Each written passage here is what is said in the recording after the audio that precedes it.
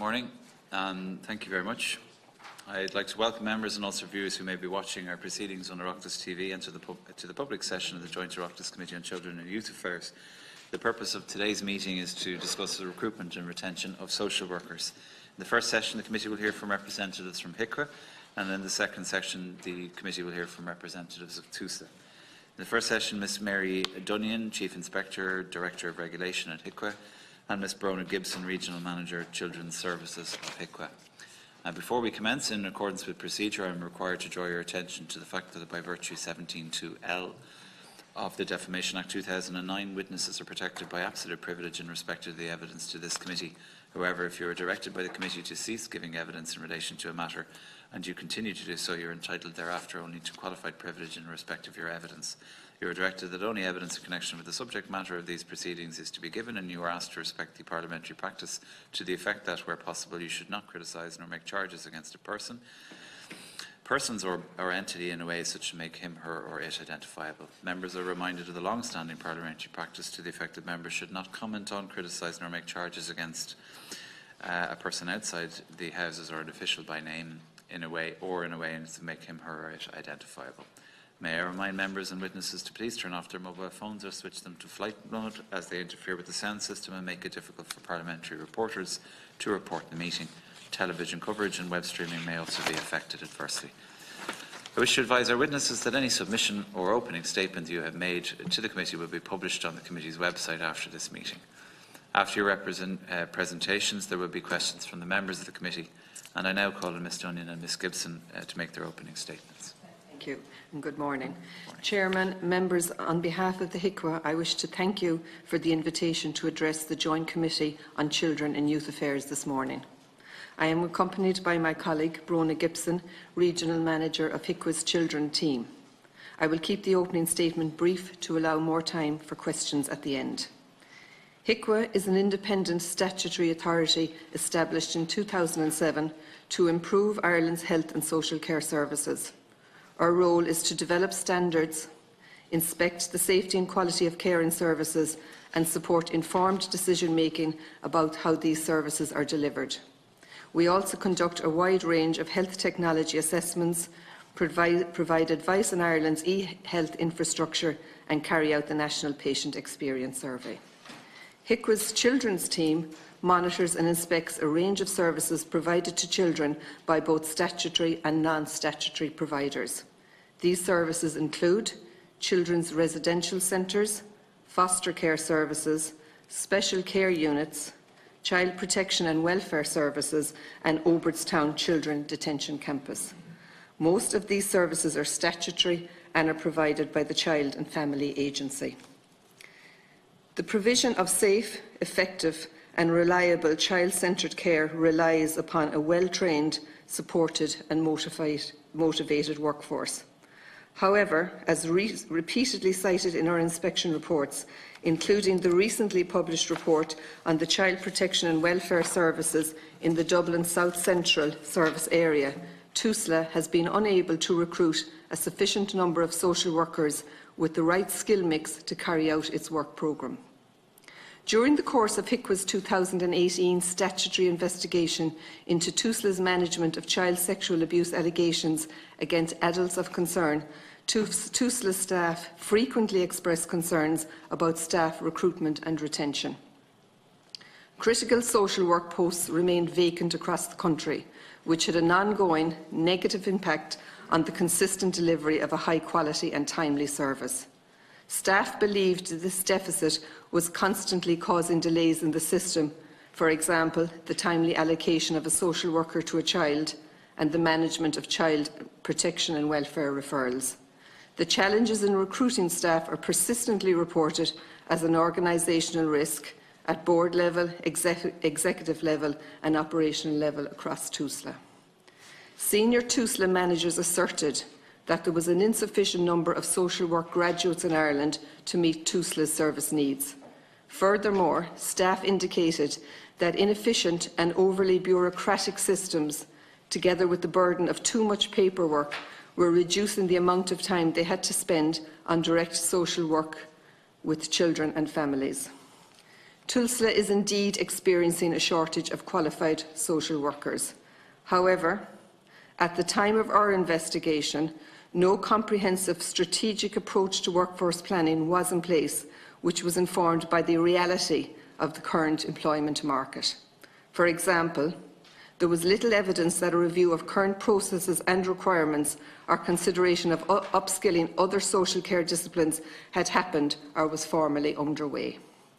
Without taking such a strategic approach, TUSLA cannot rely on recurring short staff shortages as the default reason for failing to deliver an efficient and safe service to children and their families. Nor can they use this as an excuse for not providing an environment where social workers and social care workers can enjoy doing the core work they are qualified to do. TUSLA has to manage the same workforce challenges faced by other jurisdictions, and as a relatively young agency must avoid an organisational mindset that sees such problems as insurmountable due to factors outside of its control. One of the key recommendations emerging from our investigation was that TUSLA and the Department of Children and Youth Affairs should, as a matter of urgency, seek the assistance of the higher education and training establishments to create formal career path mechanisms for students and graduates. HICWA also recommended that the Department of Children and Youth Affairs, with the assistance of HICWA, should undertake an international review of best practice in the regulation of children's social services in order to inform the development of a regulatory framework for these services in Ireland. This is with the view to providing independent assurance to the public that the state's child protection and welfare services are safe and effective. In the interim, HICWA recommended that TUSLA should conduct an internal operational review to simplify and integrate procedures and invest in more administrative support to free up social work practitioners' time and expertise. This should include a review of existing social worker, social care worker and support staff skill mix and the development of a workforce strategy. Other jurisdictions have made best use of non-social work staff to carry out activities currently undertaken by social workers in Ireland. In the UK, for example, following screening of referrals and during the assessment process, social work assistants are used to provide practical support or to gather information to help inform social workers in their assessment. In December of last year, the Expert Assurance Group, established to oversee and advise on the implementation of the recommendations of HICWA's investigation, published its first quarterly report. The chair of the group, Dr. Ryan, noted that it is well documented that TUSLA has been unable to recruit the number of social workers to meet its needs and is unlikely to be able to do so in the immediate term. He stresses that the need for an effective workforce strategy that meets the immediate as well as long-term goals for the organisation cannot be overstated. The report states that TUSLA is preparing a multi-annual workforce plan to identify the organisation's personnel requirements for the coming years. The Expert Assurance Group expects that this plan will provide insight into how the organisation will adapt to labour market conditions in order to deliver effective services to children.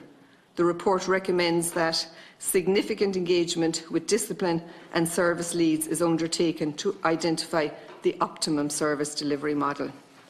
We welcome the development of a strategic workforce and look forward to reviewing the final document.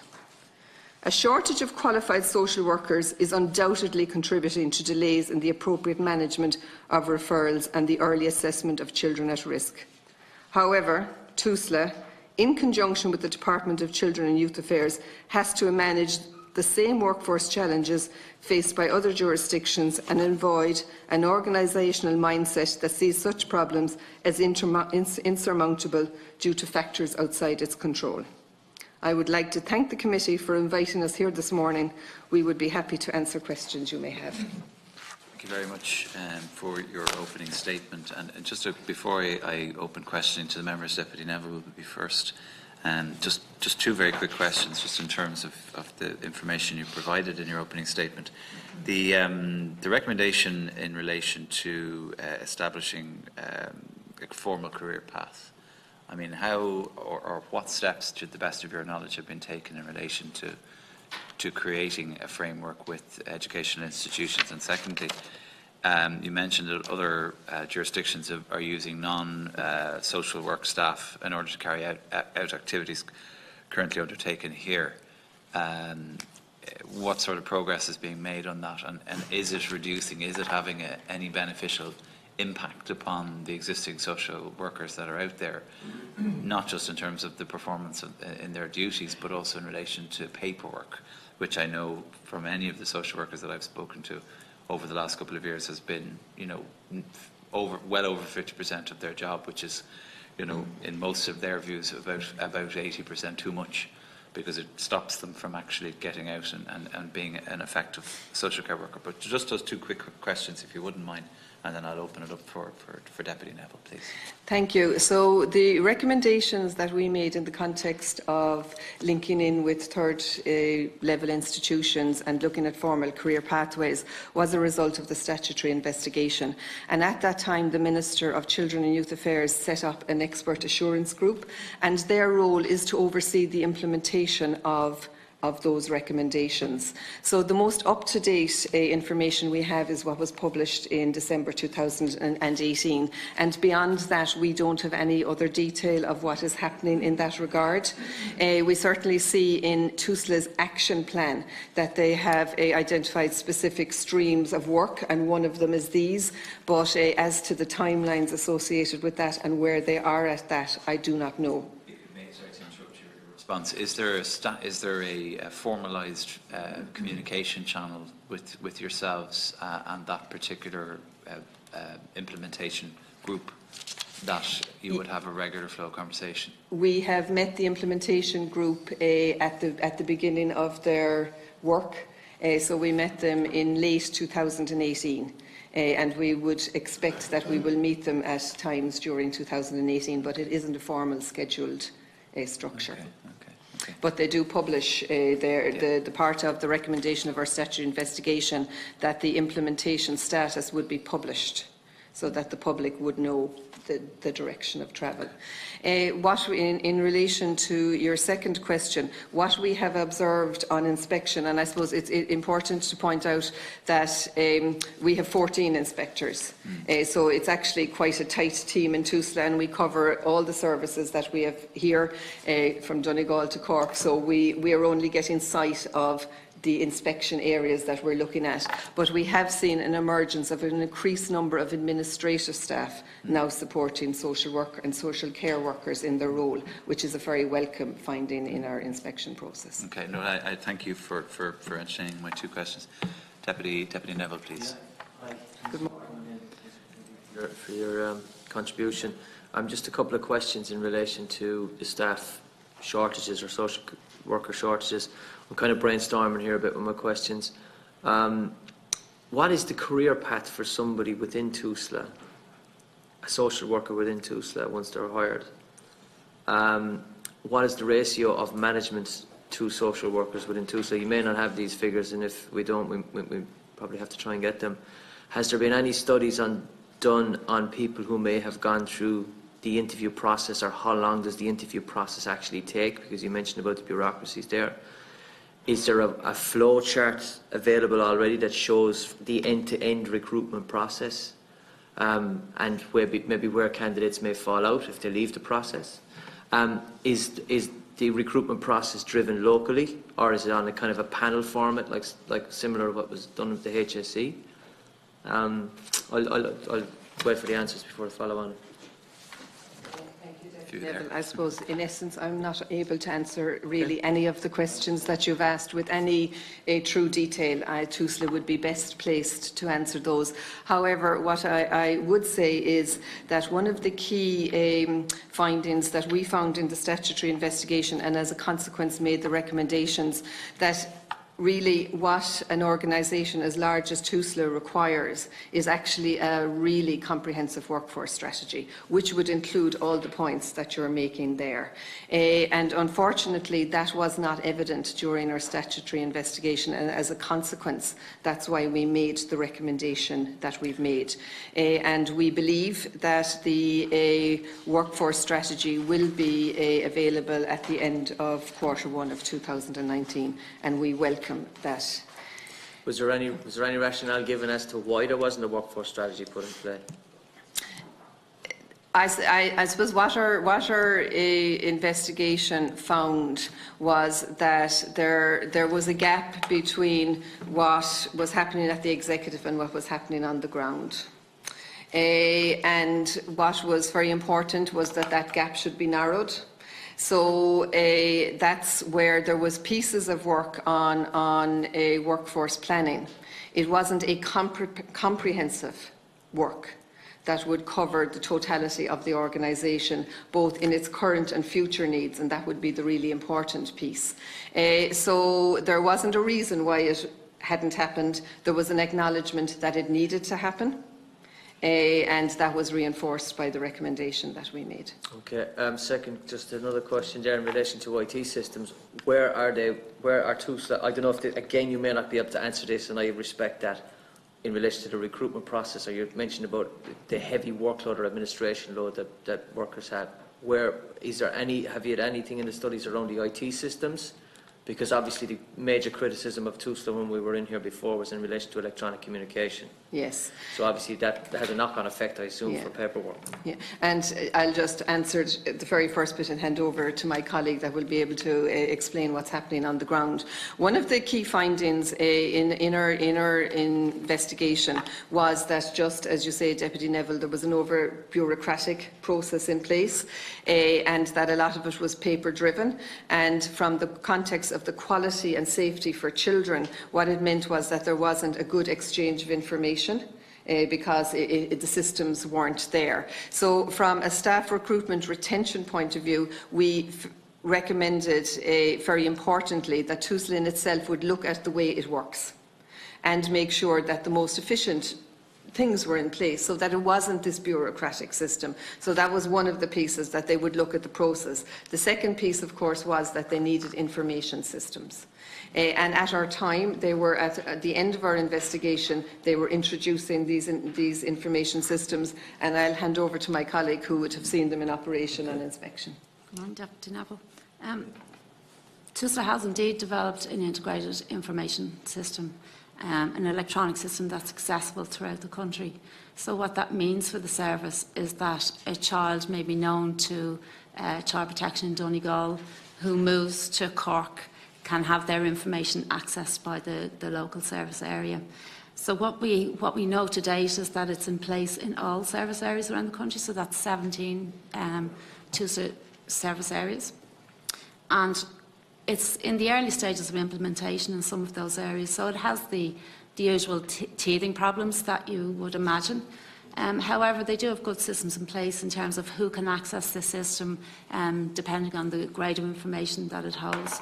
And in a recent inspection, what we have found that the kind of teething systems teething issues they're experiencing are, the kinds of information, the kinds of sections of the system that can be accessed, but also that there are some similar issues, whether they're paper or IT systems. Social workers need to update the system, keep it updated, have the time to do that. Now, they do have administrative support in many service areas to do that, so we could see that happening. So a lot of positive changes there. Okay. Just two more questions, because obviously it's on the back of the electronic communication. I welcome the fact that that system has been implemented. If you're saying it's teething problems, it's newly implemented and it's on the back of what we've been speaking here before, so credit where credit's due, if that's been implemented. And I do understand teething problems with IT systems. Secondly, is there mobile integration with that system, or does the person have to come back into the office to actually implement the data? And secondly, is that system integrated with the Gardaí? Can electronic communication take place between that system and the Gardaí? In relation to the Gardaí, I don't know that information, Deputy. In relation to mobile integration, this is a system that is accessible on a server, so they can actually access it from laptops, for example, off-site. Okay, but not on. You don't know whether they can do it by phone? I'm not quite sure about that. Okay, that's okay. No, I At the understand. time of the investigation, which was in 2018, at that point they were only issuing the laptops to staff. So that was the beginning of the process, but it was laptop driven. Okay. And also at the time of the investigation there wasn't a network into the Garda Síochána system, and that was a work in progress, but we haven't had an update on that to date. Okay. One final question. Is all electronic communication between staff now, is all communication between staff now taking place over email? Or is there still a paper system somewhere? There remains a dual recording system in Tusla. So there are some records that remain paper and some that are electronic. Is there any reason, given the fact that a new system is put in place, given the fact that you have access to email, is there any rationale as to why there's still paper communication happening? Not that I'm aware of, Deputy. Okay. Right, Thank you, Neville. Deputy Sherlock, please. Thank you, Chair, and just thank you for being here today. And the motivation, I think, for bringing you in here was to try and understand the dynamics that exist within HIQA and within TUSLA, and the dynamics that exist as between both organisations when they interplay with each other. I'm trying to understand the dynamic that exists in relation to the regulation of social workers. So you have CORU, is the regulatory body, if you will, for registration and so on. But what I don't have an understanding of is the dynamic that exists between HIQA and, say, the social care framework or social work framework. And what I mean by that is that if you have 14 inspectors, for instance, right across the country, and if you are, say, coming before us and you state on the record, for instance, that, recurring staff shortages as the default reason, and I'm quoting here, for failing to deliver an efficient and safe service to children and their families, nor can they use this as an excuse for not providing an environment where social workers and social care workers can enjoy doing the core job that they are qualified to do. If you make that statement, that's based on a determination or examination of the dynamic that exists as between the client or the service user and the social worker. So does that mean then that HIQA's 14 inspectors speaks to each individual social worker throughout the country so that you can make that adjudication, or does that, how do you determine what the level of contact time is, or how do you determine the level of quality of the contact time, and how can you make the determination that that there's a use of bureaucracy and paperwork, and can you manage that time? Can you measure the time spent with it, as between social workers and their clients, between paperwork and contact time? Like, do you go down to that level of granularity? And I just want to try and understand it a little bit more. Thank you. So the statements that we've made in our opening statement particularly pertain to the statutory investigation. And in the context of that statutory investigation, we were in most of the TUSLA service areas. It took over a year. We met individual staff, group staff, focus groups, the executive board members. So it was a very comprehensive review of all the processes. I think what was critically important in the statutory investigation is that whilst Minister Sapone identified a potential or actual risk in the management of a specific lens of children, what was really important in that deputy was that lens is the same pathway for all child protection referrals. So it wasn't a single pathway, it was the exact same pathway. So in assessing the efficacy of that pathway, we took TUSLA's own standard operating procedures. So we weren't taking anything that was, and I suppose to reinforce and I suppose to validate ourselves, we included in our investigation team members of the investigation team from other jurisdictions who would have had executive roles in the context of child protection and welfare. So it was a very robust process. It looked at a huge number of case files, and it also then measured against the business rules that TUSLA were setting themselves. So we benchmarked against those. So therefore it was quite evident and evidence-based how we came to those conclusions. So I suppose I hope that's an assurance to you in the context of how we are comfortable in making the... So, and just to be sure that I understand you correctly, that the statutory investigation shone the light on the processes, and the processes were offered up to you, or the SOPs, standing operating procedures and protocols. So you could determine then from that what the overall organisation was, how it was operating. Yeah, we could see and I suppose there was many factors. I suppose the first thing is that when any organisation, no different than HICWA, if you have a process in place, are the staff familiar with it? Are they trained to be confident in it? And also, in being confident in it, are they adhering to it? And if they're not adhering to it, because we're all human beings, is that non-adherence being detected, being managed, and that learning shared across? And we found huge opportunities for improvement in TUSLA in that. Okay, well then let me put that another way to me then. Is adherence an issue systematically within the TUSLA system? At the time of the investigation it was, and in the inspections that we have conducted since then, we have seen improvements in some areas and other areas that still require improvement. One of the recommendations from the investigation was that TUSLA itself would take the findings of the investigation and put in a plan of how they were going to address them.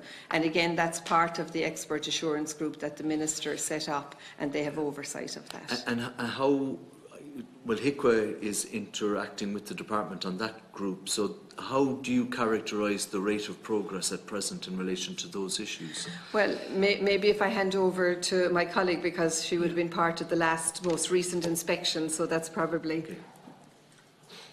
Yes, in relation to the likes of standard business processes, we see in our last Dublin South Central inspection that there was slow progress in implementing some of those and adhering to timeframes.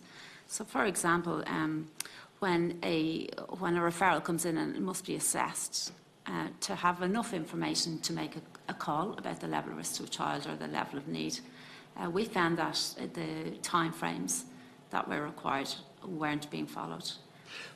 But and forgive me, can I just intervene there? Because one's natural instinct at this side of the table is to have sympathy for the social care workers and the social workers. And, you know, in terms of our limited interaction with them through our constituency offices, caseload is a massive factor here. And if there are a finite number of social workers and social care workers, if the rate of attrition is high, you know, you can reasonably extrapolate from that the number of cases is increasing, that the individual's ability on time management alone to be able to deal with every case, there aren't enough hours in the day, I would contend.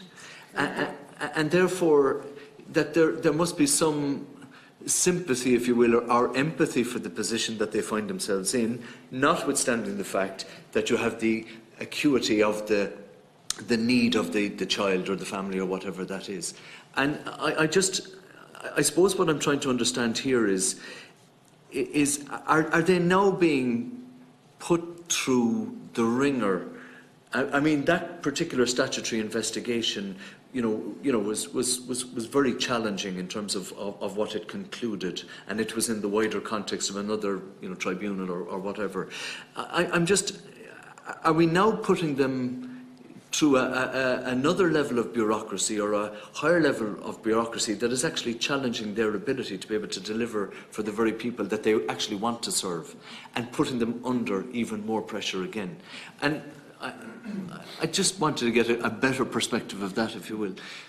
Because, I can understand your question, and I can completely understand from where you're coming with your question. And in context, just to give you a context, we all understand very well how HICWA operates, for instance, in tertiary level hospitals, and we now know what HICWA does in relation to, measuring bed spaces, in relation to processes within acute hospital settings. But in the social care, where it's human contact between a social worker and the client and the family, can you, should it be so strident, I suppose? I know you can't compromise on risk, because you've said that already, but I just think we need to maybe cut them a little bit of a break and recognise the fact that they do find themselves under massive pressure, and that I don't think it's fair to say, and correct me if I'm wrong, please do, correct me if I'm wrong to say that like if TUSLA says that, if you say that nor can they use this as an excuse for not providing an environment where social workers and social care workers can enjoy doing the core job they're qualified to do, they may not be able to do the job they're able to do because they don't have the toolkit to be able to do it, and their caseload is getting higher. So therefore the risks increase. But that's not necessarily always the fault of the social worker then, and I'm fearful that we could be putting the blame on the head of the social worker or social care worker. That's the point I'm making, I suppose, really. Disavow me of that, please. Okay, so I suppose the very first important premise is that TUSLA has statutory responsibility for the quality and safety of children. That's its statutory responsibility. So when we're making our assessments, it's on the capacity and capability of TUSLA sustaining that delivery. So none of our inspection reports will ever cite an individual social worker or the profession of social workers or social care workers. And I think it is actually a critically important point, is that TUSLA holds that statutory responsibility, and the public should be assured that that statutory responsibility is being upheld to its optimum. We would, throughout all our reports, acknowledge the shortage of both social workers and indeed social care workers. But that doesn't renege the statutory responsibility for the quality and safety of services. And what becomes really critical then from the context of our assessment is, so what is TUSLA doing to manage the reality of that shortage? And there's many strategies that you have to have. A, you have to recognise it. And B, you have to say to yourself, okay, this is an ongoing problem that's not going to be solved in the next 5 years, so we need to have a strategy. So the first question is there a strategy? The finding, no, there wasn't. Your next one is, are we making sure that the environment that the social worker, social care worker, administrative staff, it doesn't matter, has been made as optimum as it can be? So by that I mean, have we made sure that they're not bogged down in paper, that the process has been streamlined as properly as it can be? So then the next question is, has TUSLA critically reviewed that? The answer at the time of the statutory investigation was no. Our next thing is, if social workers are really to optimise what they're doing, they need to be confident in the processes. So is the training really robust? Like, is there a training programme out there that's making sure that they know what they're doing, how to do it, and they're supported in that? And there was gaps in that.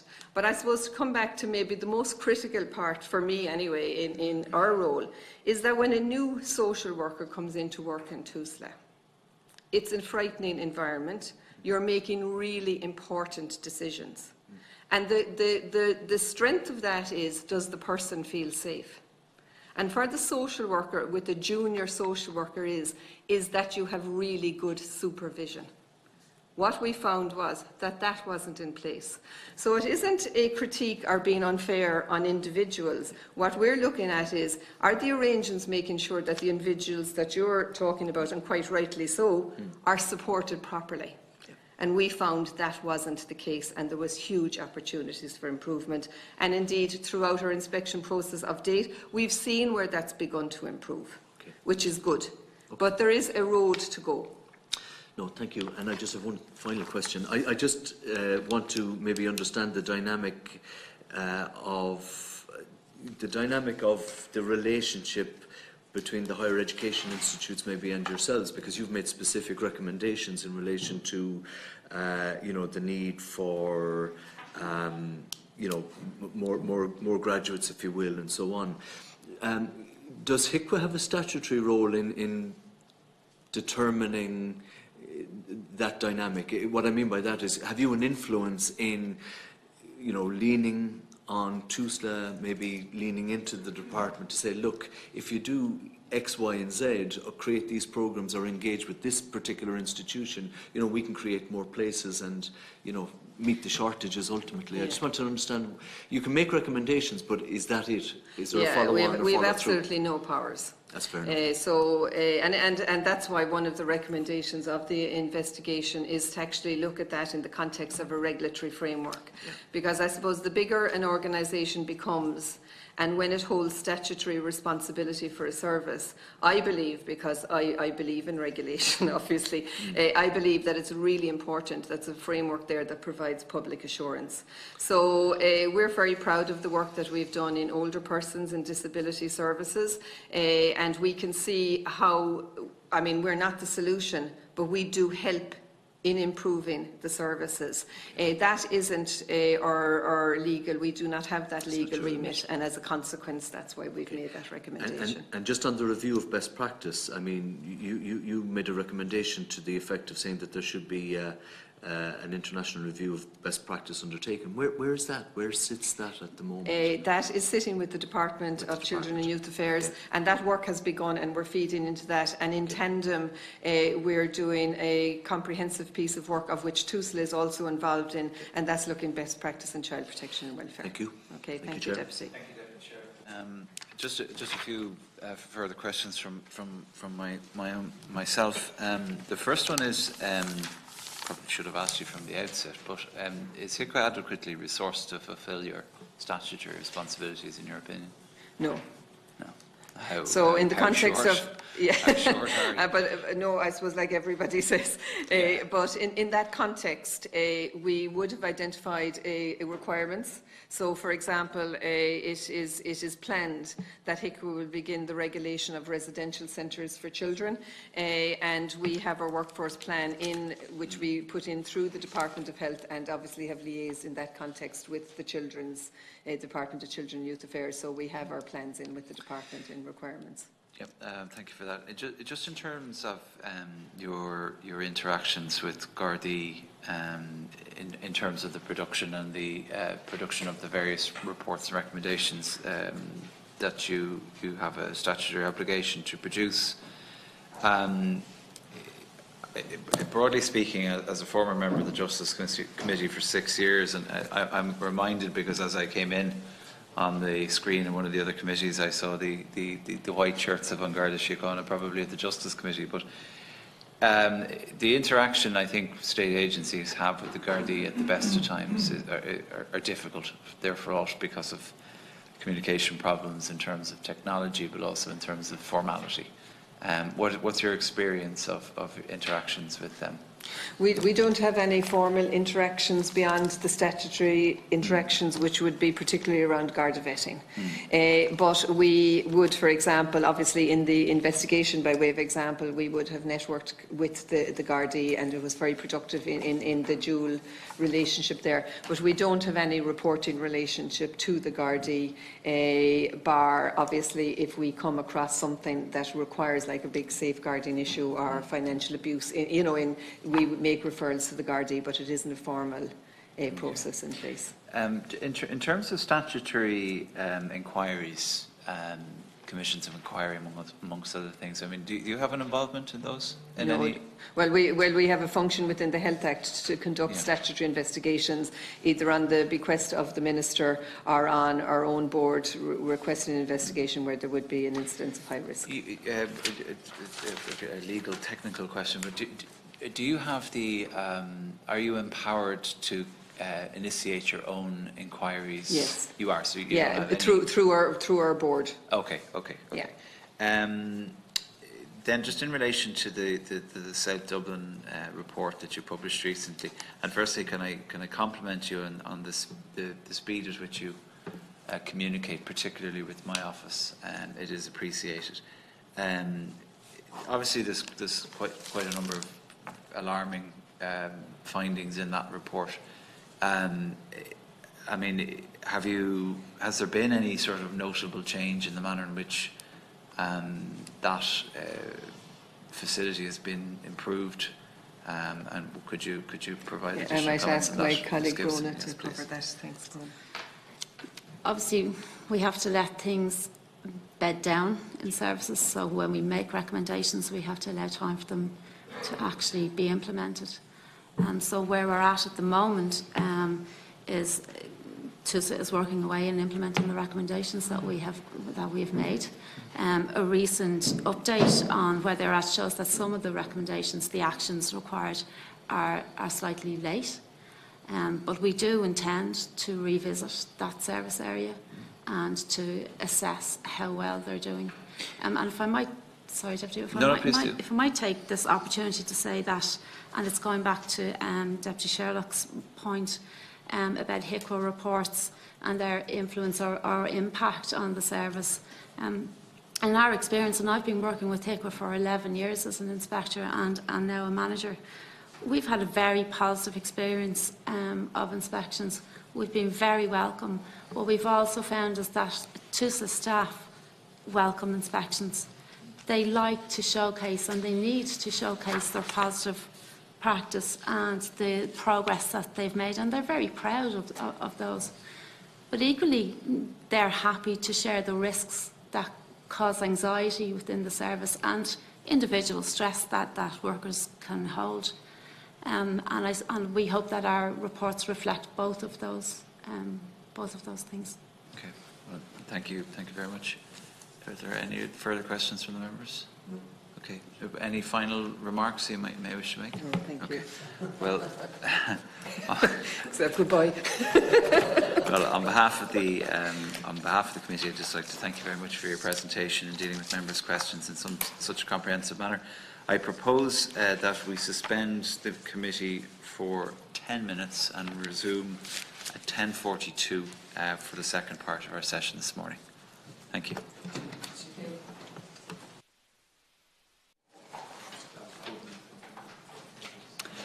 Thank you very much, and good morning.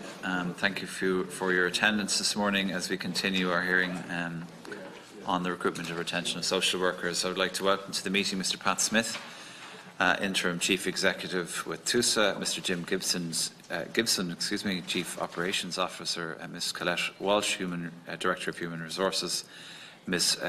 Frances Hakeney, General Manager, and Mr. Cormac Quinlan, Director of Transformation and Policy at TUSA, and you're all very welcome. I would like again to welcome members and viewers who may be watching our proceedings on Oireachtas TV and the public session of the Joint Oireachtas Committee on Children and Youth Affairs. Before we commence, in accordance with the procedure, I am required to draw your attention to the fact that by virtue of Section 17(2)(l) of the Defamation Act 2009, witnesses are protected by absolute privilege in respect of their evidence to this committee. However, if you are directed by the committee to cease giving evidence in relation to a particular matter and you continue to do so, you are entitled thereafter only to qualified privilege in respect of your evidence. You are directed to only give evidence in connection with the subject matter of these proceedings and is to be given, and you are asked to respect the parliamentary practice to the effect that where possible you should not criticise nor make charges against any person, persons or entity by name in such a way as to make him or it identifiable. Members are reminded of the long-standing parliamentary practice to the effect that members should not comment on, criticise nor make charges against any person outside this House or an official, either by name or in a way as to make him, her or it identifiable. May I remind members and witnesses to please turn off their mobile phones as they interfere with the sound system. I'd like to advise our witnesses that any submission or opening statement that you make to the committee will be published on the committee website after this meeting. After your presentation, there will be questions from the members of the committee, and I now call on Mr. Pat Smith to make his opening statement. Thank you. Good morning, Chair. Thank you, Senators and Deputies, for the opportunity for TUSA to present here this morning on recruitment and retention issues in respect of social work and social care staff. We've introduced my colleagues and at the end we'll be very happy to engage and take questions and inform you on any areas that we haven't covered in my opening statement. Just for clarity, we've submitted an opening statement as well as a more detailed background report which has much more detailed information in there. So I intend this morning to update the Committee on issues associated with recruitment and how these impact on helping to resolve the recruitment challenges faced by TUSLA. In addition, we'll point to some of the initiatives that TUSLA has undertaken to retain staff, and additional information, as we've said, is in the separate document, but also in Appendix 1 in this document. So, since its establishment in 2014, TUSLA has taken a number of significant steps to ensure that it's best placed to retain and recruit social work staff. However, Despite recruiting in excess of 800 posts since 2014, it's only resulted in a 4% increase, or just over 60, in overall social work staffing. The reasons for this are complex and relate to both the supply of social workers as well as the challenge of retaining staff in areas specifically of child protection and welfare services. When we take a look at international comparators of social workers to children, the number of child protection social workers per 1,000 children, which is the international comparison we're using, that in Ireland is about half of the closest number that we've found, which is in the UK. So really the implication there is that if we were to staff up to UK levels, we'd require another 1,500 social workers. We have just about 1,500 social workers at the moment, so it would mean doubling that. So it shows part of the challenge that we're facing here. Currently in Ireland, we train 215 social workers through the universities. And in 2018, in terms of recruitment, we recruited just 140 social workers. So on a very rough calculation, if they were all new social workers, we're getting 65% of the new recruits that are emerging. HSE are also competing for the same cohort of graduates, as well as voluntary sector agencies for these social workers. So it's underlining the challenge that, number one, we're not educating sufficient numbers of social workers to meet service demands over the coming years. In addition, TUSLA has invested in strategies to retain staff who are recruited to the organisation. And however, while the numbers leaving the agency are falling somewhat in terms of since we've commenced these initiatives, the challenge of the work involved in child protection and welfare means that graduate social workers are attracted to other social work areas, having got the experience and completed a number of years' work in child protection and welfare services. So the solution to the recruitment of social workers and other key staff is one that will take a number of years to resolve, and it will require support from the education institutions, including universities, from CORU, as well as requiring political support. I've just mapped out some of the immediate options that we're progressing in the agency here at the moment with partners. So there's been discussions with DCYA and the universities about increasing the number of undergraduate places that are available, and those discussions are ongoing. We've trained and developed our own staff in a very significant initiative which is called Science of Safety, but it's about the implementation of a national practice model, a uniform practice model, to ensure that staff are sufficiently supported and trained at the very challenging work that is child protection and welfare. And we're commencing the development of a strategy to develop, to create multidisciplinary teams who will work alongside social workers to create additional capacity within current resources to manage the delivery of services at the front line. So just a bit of background, in terms of when TUSLA was established back in 2014, we were in more than 400 locations nationally, dealing in excess of 43,000 child protection and welfare referrals each year. For 2018, that's almost 60,000 referrals. So there's been a huge increase across those years. So in respect of child protection services, we inherited 17 different areas of practice, really. And the underlying systems in those were disparate, including 5 which were exclusively paper-based. In addition, we relied heavily on a Memorandum of Understanding with the HSE for a critical range of services, which included human resources and recruitment. And pretty shortly after establishment, it became apparent that TUSLA's recruitment requirements could not be successfully met through the MOU, as both agencies were seeking to hire the same staff. When greater financial resources became available in 2016, we commenced the development of our own recruitment service called TUSLA Recruit. A quick point here is that while child protection and welfare is the big end of our work, we have a lot of other areas of service that we need to deal with, which inevitably capture often the best skilled, the older, the more experienced staff as social workers when we need to recruit to those areas. So there's a long list of those there, but certainly areas like adoption, separated children seeking asylum, therapy services, homelessness, education support service, family support, domestic abuse, alternative care regulation, alternative education assessment, registration, early years regulation. These are all services that demand experienced social workers, and they take social workers away from the child protection and welfare services as well. So these services are supported by other directorates within the organisation, but I said the point is that they are another source, I suppose, of draw from the child protection and welfare side. So just in the next point, we're pointing out how recruitment overall, as well as social work, has increased through the 5 years of establishment. So at the moment we've got just under 3,900 WTE counted staff in the organisation. 1,453 of those are social work. In addition to those, we are employing just under 500 agency staff. 226 of those are social workers, and a further 160 are social care workers. We can go into detail about the arrangements around those later. The key establishments or key achievements then since establishment are important to note. I think one of the points that consistently comes through HICWA reports, and we have had some very challenging engagements or reports from HICWA in terms of services. The consistent finding has been, though, that where there's been an immediate risk to children, we have been able to put immediate protective responses in place that keep that child safe. And I think that's at the core of everything that TUSLA tries to do. And it's such a human issue for any of us that the idea that a child that might be at risk wouldn't get a service because of whatever issues there may be around any part of the service in the organisation. So we've put in processes to ensure that as far as we can absolutely make that possible, it does happen. So the establishment of other areas related to our discussion this morning, TUSLA Recruit, we have a central vetting for employees as well as foster carers, Garda vetting, etc.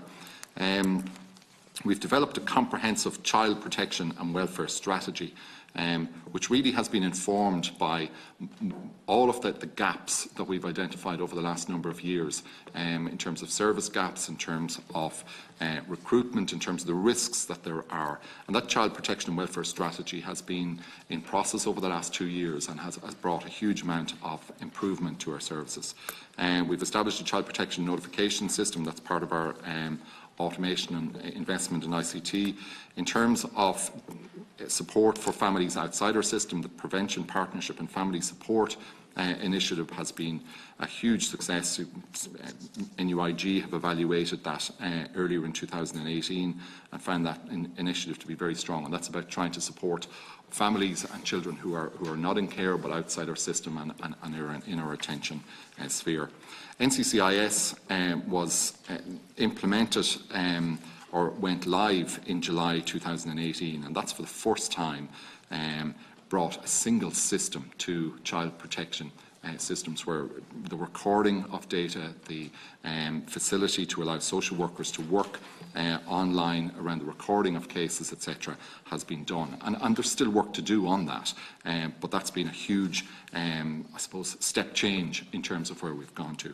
So programme management as a practice has been brought into a lot of the changes, including service development, service initiative, service improvements that we've been involved in. And we've developed a very comprehensive ICT strategy, an ICT department, and enhanced mobility with the workforce in terms of mobile devices and others. Quick word on the complexity, which you're well aware of, I guess, in terms of what social workers do. But in TUSLA, the majority of social workers are employed in child protection and welfare, in addition to children and care work.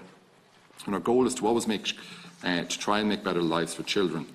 In social work cases, we're intervening in complex situations where sometimes parents and children are experiencing severe difficulties that have developed over time and require complex solutions. In addition, we're constantly balancing the need to intervene effectively into family private life to protect children, but also not to over-intervene and damage the autonomy and rights of the parents that the parents have to private life, nor to unnecessarily remove children where other alternatives to their safety might exist. And that's where the signs of safety process training of social workers have been very heavily weighted towards.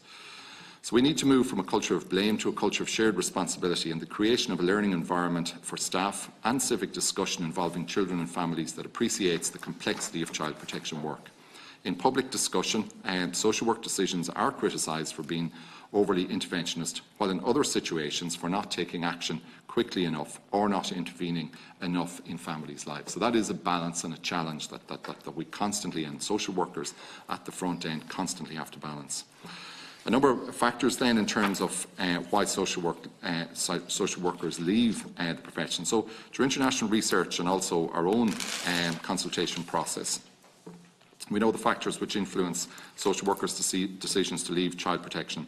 And they're as complex as the area of work itself, including issues like the culture of blame, where oftentimes the positive work is ignored with a focus instead on the bad stories.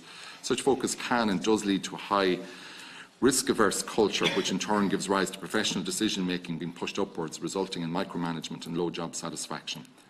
Furthermore, social workers, in particular those in the areas of CPW, report higher levels of stress and burnout. Unfortunately, this can be compounded again by overly bureaucratic systems which reduce the amount of time a social worker spends on direct work, again with an impact. Finally, while we acknowledge and are very supportive of the roles of inspections, by their nature they do tend and will focus on the area of deficit. But the absence of commentary on the positive work in an area can and does really result sometimes in increased workload as people focus on the issues to be sorted rather than the wider picture. And it does decrease consistency in areas of high levels of criticism, where there's consistently that staff do leave. So how are we addressing this? Well, we have shown a small reduction in our staff turnover across the 2016 to 18 period. Behind that, we've established Tusla Recruit, which is our own recruitment service specifically for Tusla. Up to 2016, we shared panels, recruitment services, etc., with HSE. But as I've said earlier, the competition really for the same resources was never going to leave us in a position where we could get the best recruitment service for the social workers that we wanted. So we established our own recruitment service at this stage, and at the moment we handle 98%, almost all of our recruitment campaigns.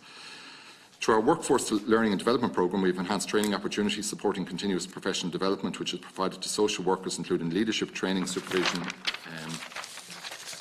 as well as the organisation-wide training in signs of safety.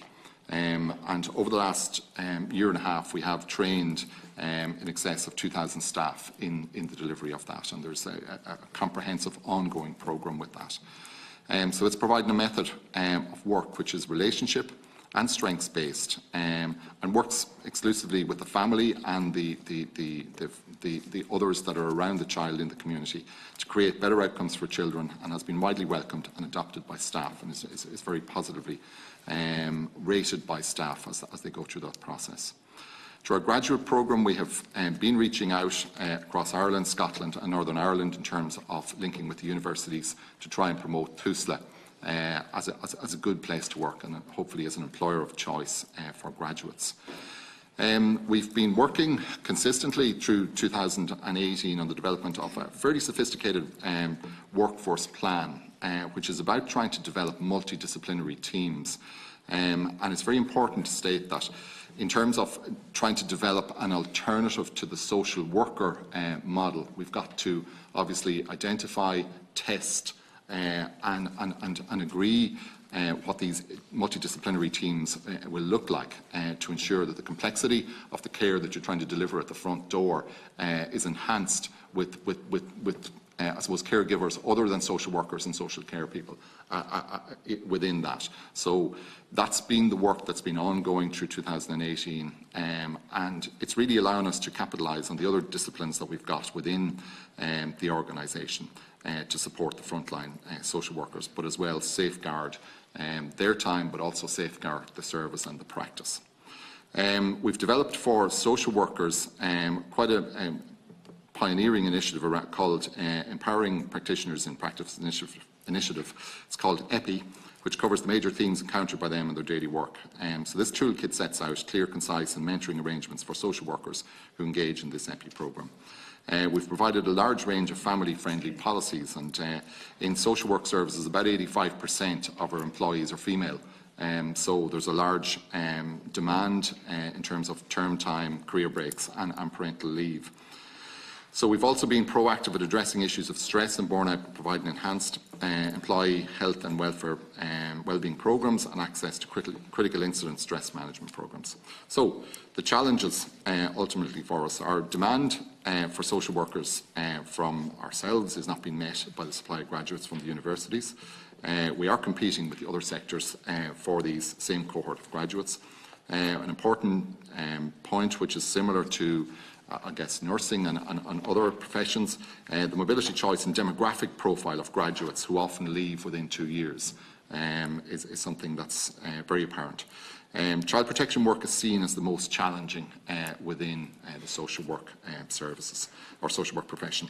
Some of the retention initiatives of themselves give rise to further recruitment demands. So promotional opportunities and career progression, of course, require backfilling, but also family-friendly policies place additional demands on teams.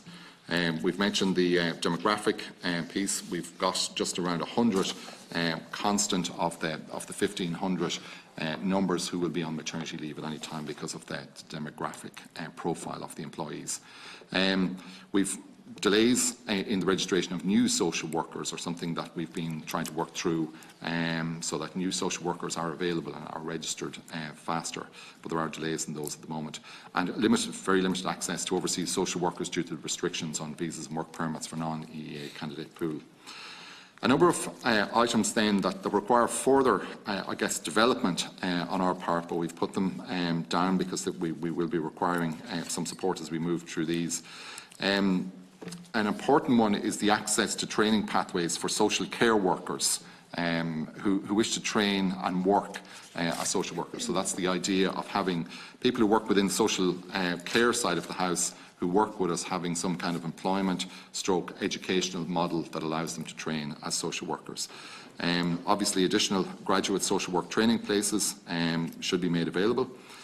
We've mentioned the idea of a revised pay structure, or some type of salary banding which can recognise the particular challenges associated with social workers who are within the child protection and welfare side. We've mentioned the need to strengthen the legislative framework on a number of fronts, but specifically around Section 3 on the retrospective allegations of abuse, which causes huge, I suppose, concern and angst within our services in terms of how to effectively deal with those cases. Finally, communicating and improving the civic understanding and the need for shared responsibility for the care of children in society.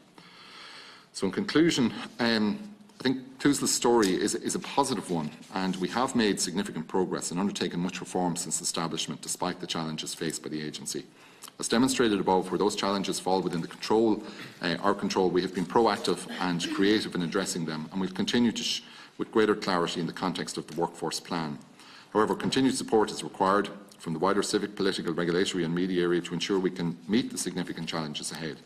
In particular, I'd ask members of the committee to support TUSLA in the following areas. So we've mentioned the additional graduate places from the third level institutions, the need to establish and provide and support the development of pathways for social care workers to train and continue to work, I guess, as social care workers, but train as social workers within that environment. We've mentioned the revised remuneration scheme. And in terms of the workforce plan, the need to, I suppose, support and fund more technical administrative roles that will support social workers at the front line in terms of the delivery of the duty. So either I or my colleagues are very happy to answer any questions from the committee. Thank you very much, Mr. Smith, for your opening statement, and I'll call on Deputy Sherlock, please, to commence. Very much, Chair, and I apologise in advance. I'm under time constraints because we have the Minister in the chamber at the moment, and some of us have questions to the Minister, so I won't delay. I thank you for coming here today.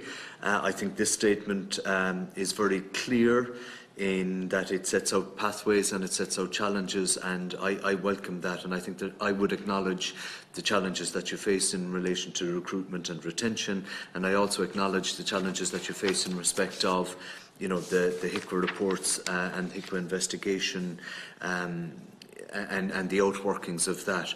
First question is, the Expert Assurance Group, which was established to oversee and advise on the implementation of the recommendation of HICWA's investigation, it published its first quarterly report. Can I get a sense from yourselves succinctly, you know, how that's working for you at present?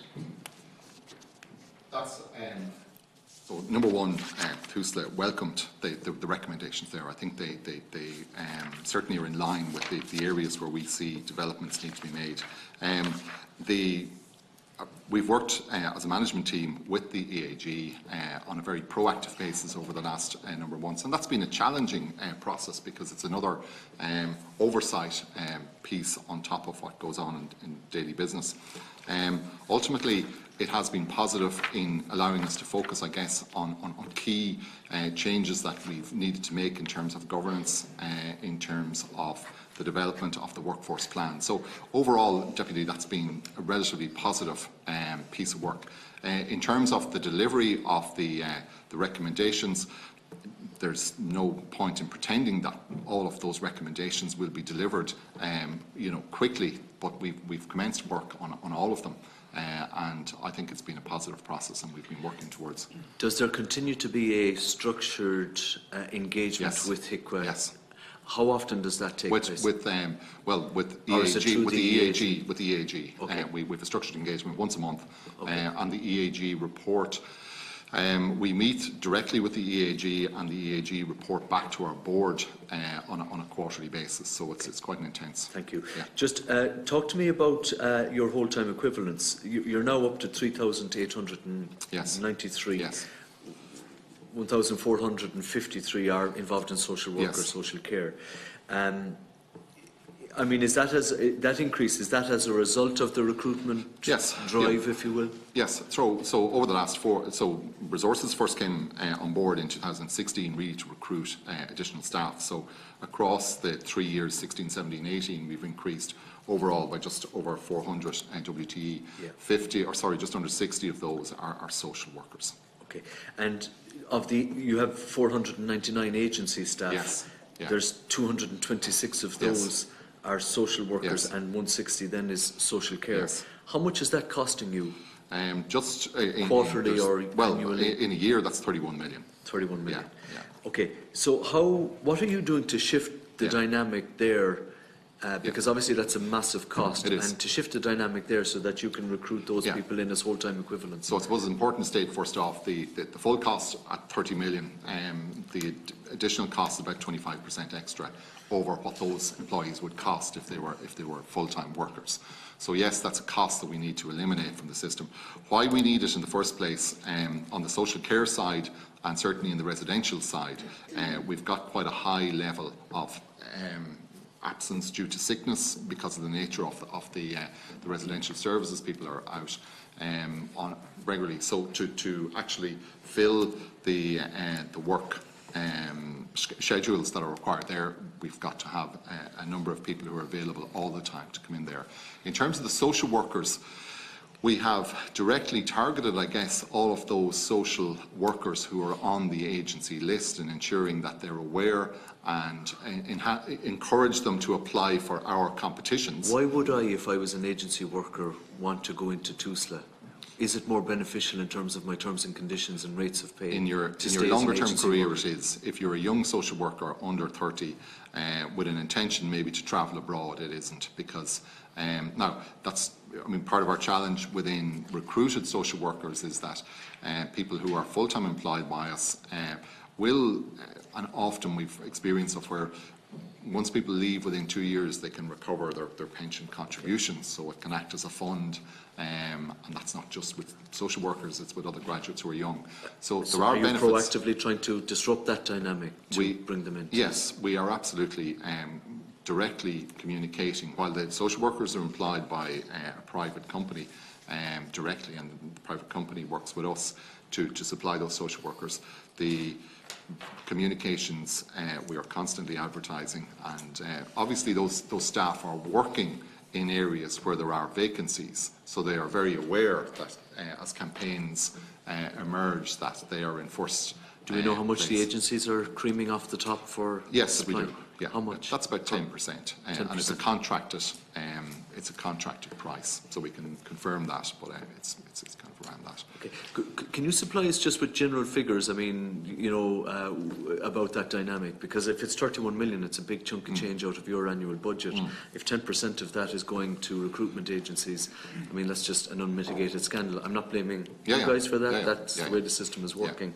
But there's something inherently wrong, I think, in that. And then the last question, just in relation to fostering. Can you tell me, of the 1,453 social workers, how many of those are in the fostering space? Because there is a perception that people are moving more and more into the fostering space.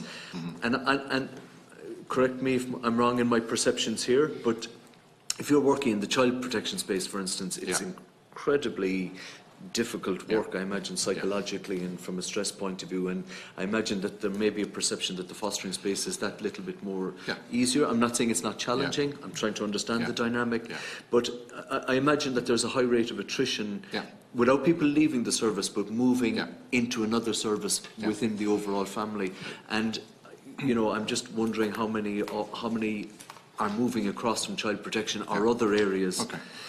Well, I'll give you a very brief answer on that. Some of my colleagues who've worked in the social work service can give you a more comprehensive piece on that. But at a very high level, I can say that not just fostering, but also areas like adoption. You know, there's a number of other services that we've mentioned out there that we need to, I suppose, hire experienced social work managers and practitioners into those areas to run those services. So you're absolutely right, that does add to the attrition that there is from the child protection and welfare side of the house. We can absolutely confirm the numbers that we have around the foster care side of the house. But again, foster care of itself is a high risk side in terms of ensuring that you know, selection of foster carers, monitoring of foster carers, and the monitoring of the children's progress with foster carers is something that requires experience and requires experienced social workers. So fostering is as difficult as the other areas? Well, it's as challenging. Yes, as challenging. Yeah. Sorry. I don't have the exact number, Deputy, but we can get you that. But the lion's share of social work posts are in the child protection and welfare area. With the developments within the Child Protection and Welfare Service, with our national approach to practice and the strategy, many social workers prefer to work within that area with those initiatives. So it's quite important. So duty intake teams, there are you know, many social workers that like to return because how our service delivery framework is set up, we try to minimise the amount of social workers a child will have in their lifetime through their journey in care. So children move to the children in care team quite quickly. The children in care team now actually manage all the court appearances, and they can be quite intensive for staff. And very last question, Chair. Just on international best practice, and you may not have the answer now, I perceive that the role of a social worker in society today is extremely more complex potentially than it might have been 10 or 15 or even 20 years ago. I mean, is there a natural rate of burnout? Is there a period of time for which you should not work beyond, I mean, in terms of years, you know, so as to guarantee the well-being, if you will, of the individual social worker? I mean, again, it's just perception. One would imagine that if you were working at the coalface of child protection for 10 or 15 or 20 years, that, you know, that the stress levels or managing those stress levels becomes harder and harder. Is there a period of time after which you should leave, if you will? And the reason I'm asking that is because if the answer is in the affirmative, then obviously that has a bearing in terms of the strategy and graduate recruitment and so on and so forth, you know. And I'm just wondering if you're dealing with that dynamic. It's a complex question, complex answer probably required, but I mean, if you can't answer it now, I understand, but even just to come back and give us a sense of that dynamic.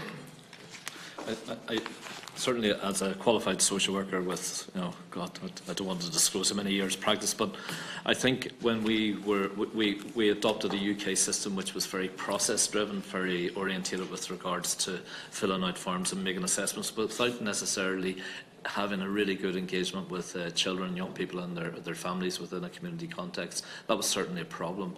I believe strongly in the practice model that we have adopted, which is a strength-based approach built on good relationships with children, young people and their parents. Has changed the whole dynamic in Ireland with regards to our approach to child protection and welfare. Chair, maybe just to respond to that question as well. I'm conscious the Deputy is under pressure to leave as well, but just to pick up on that point, because I think it's a really important point. And like Jim, as someone who's been in social work practice for the last and spent 20 years on the front line in child protection in particular, I suppose, we've set out in the paper, the supporting paper that you have there around, particularly around the issues that support retention, I think, because that's the thing what you're talking about. How do we keep staff in the complex, challenging work that it is? And you're right, over years, regulation has increased in this realm, absolutely, which has put more pressure on staff in terms of their performance and issues, which is good and right in terms of providing good, effective services. But ultimately what we found is ability to make a difference. If staff feel they have an ability to make it and been facilitated to do that, and that's very much the intent behind the child protection welfare strategy and what we're trying to do with our practice approach there. High quality supervision keeps people in place. So having individual supervision, and what we've moved to now is group supervision as well, things that will really support people to attain this. Career progression. So you talked earlier on about different posts. So we're prioritising senior practitioner posts into the child protection side of our business to try and hold on to people at that side of the business, I suppose, and so they don't want to go into management, but they do want to stay within child protection and to be rewarded. Is that process underway now? It is, yes, it is. And is there somebody kicking the tires in that process to see if it works? Absolutely. Internally or externally? Last year, Deputy, we approved 2 senior practitioner posts within our intake duty systems across the 17 functional areas. Thank you, Chair. Thank you. Thanks. Now call on Deputy Neville, please. Just to follow on there from Deputy Sherlock's question, I'm going to try and look at this from a different point of view. Again, you may not have the figures. I'm trying to look at the report here for the figures. How many positions, particularly in social work, have you outstanding at the moment that need to be filled? So that's in terms Either by number or percentage? Yeah. So at the moment we have, I suppose, resourcing that would allow us to hire in total in the organisation about 4,500 staff. Okay, pretty much last year that's been taken up between the 3,900 staff that we have there, plus the 500 agency staff. So really, we can hire another 600 people into the organisation on payroll, and probably about 50% of that is within the social work side. So really, that's the numbers. So the numbers we're talking about at the moment, the agency numbers that are in there, would represent a reasonable one-for-one on the vacancies that are around the place. So at the moment you have about 300 vacancies outstanding in social work? You would probably have around approximately. Like that. Yeah. How many of those are backfills and how many of those are new roles? Well, we're talking about, that's a question we can come back to you on. Okay, no, I appreciate if you don't have the... Yeah, and of the new roles then that are not filled, how many new roles were not filled last year, 2018? Yeah, so last year we had additional investment of around 80 posts into the front end. Now that's a combination of social work and other services as well, in terms of getting, as we've talked about, other more expert, not more expert than social work, but other expert administrative grades in alongside social workers. Not unlike medical secretaries and others who know the business, who know how to carry out the work, and who are there to enhance and carry out a lot of the admin tasks really that social workers do. So that's been a direction of travel. I think from an organisation perspective, we need to kind of call out that when we came into being in 2014, I think it's a point worth noting, is that the organisation we came from in the HSE is a very strong central sort of administrative pillar, for want of a better word, that gets a lot of attack, but it acts as the administrative support to all the services, whether they're nursing, doctors, physios, mental health services, whatever else, but it's a pillar of service. When we came into being in Thusa, we didn't have that. So it's caused us a lot of, I suppose, initial angst in terms of how do we get ourselves to a position where the services are not trying to run the administrative side of the organisation itself. And while that's been a positive thing, it's been something that's we've had to build up. But So my initial question was, how many new roles in 2018 did you not fill?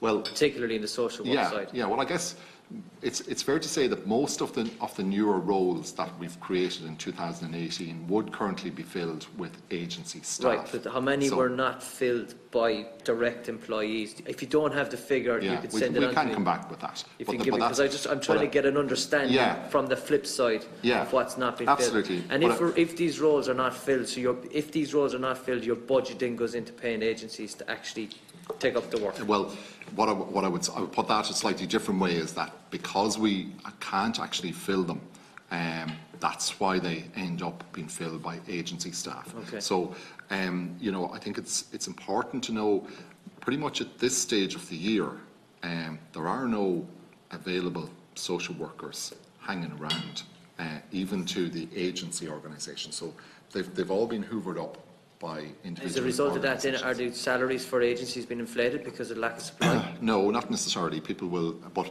what I guess happens from an agency employee's perspective is they don't have the same deductions in terms of pension deductions. You know, for a state employee, you've got pension deductions, etc. So, yes, while they may be getting the same pay rate, they don't have the same level of deductions. What type of contracts are the agency workers on? I don't know, again, if you can answer me this, if you can afford it, are they fixed term contracts or they hourly rates?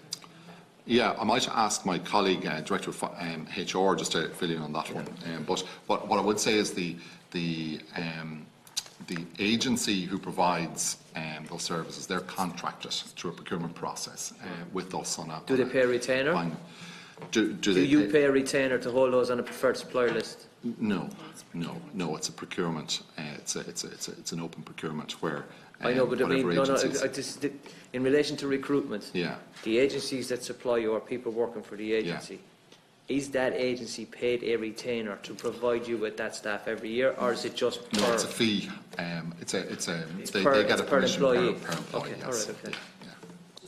Deputy, just on the numbers with regard to agency staff, we currently have 92 females on maternity leave at any one point in time. Okay. So if you look at your 226, 92 is a good number out of the 226. And on maternity leave, it's usually for a period of a year. And then if they extend into parental leave, it may be longer. So you're looking at the minimum of a maternity leave contract with agency staff is the minimum of 1 year. So that covers, you could say, about 100 of your agency staff. Okay, so a third is on maternity. Absolutely. That's fine, okay. And then if you look, as we talked previously to Deputy Sherlock with regard to retention, staff at the moment, we have 41 social workers on career break.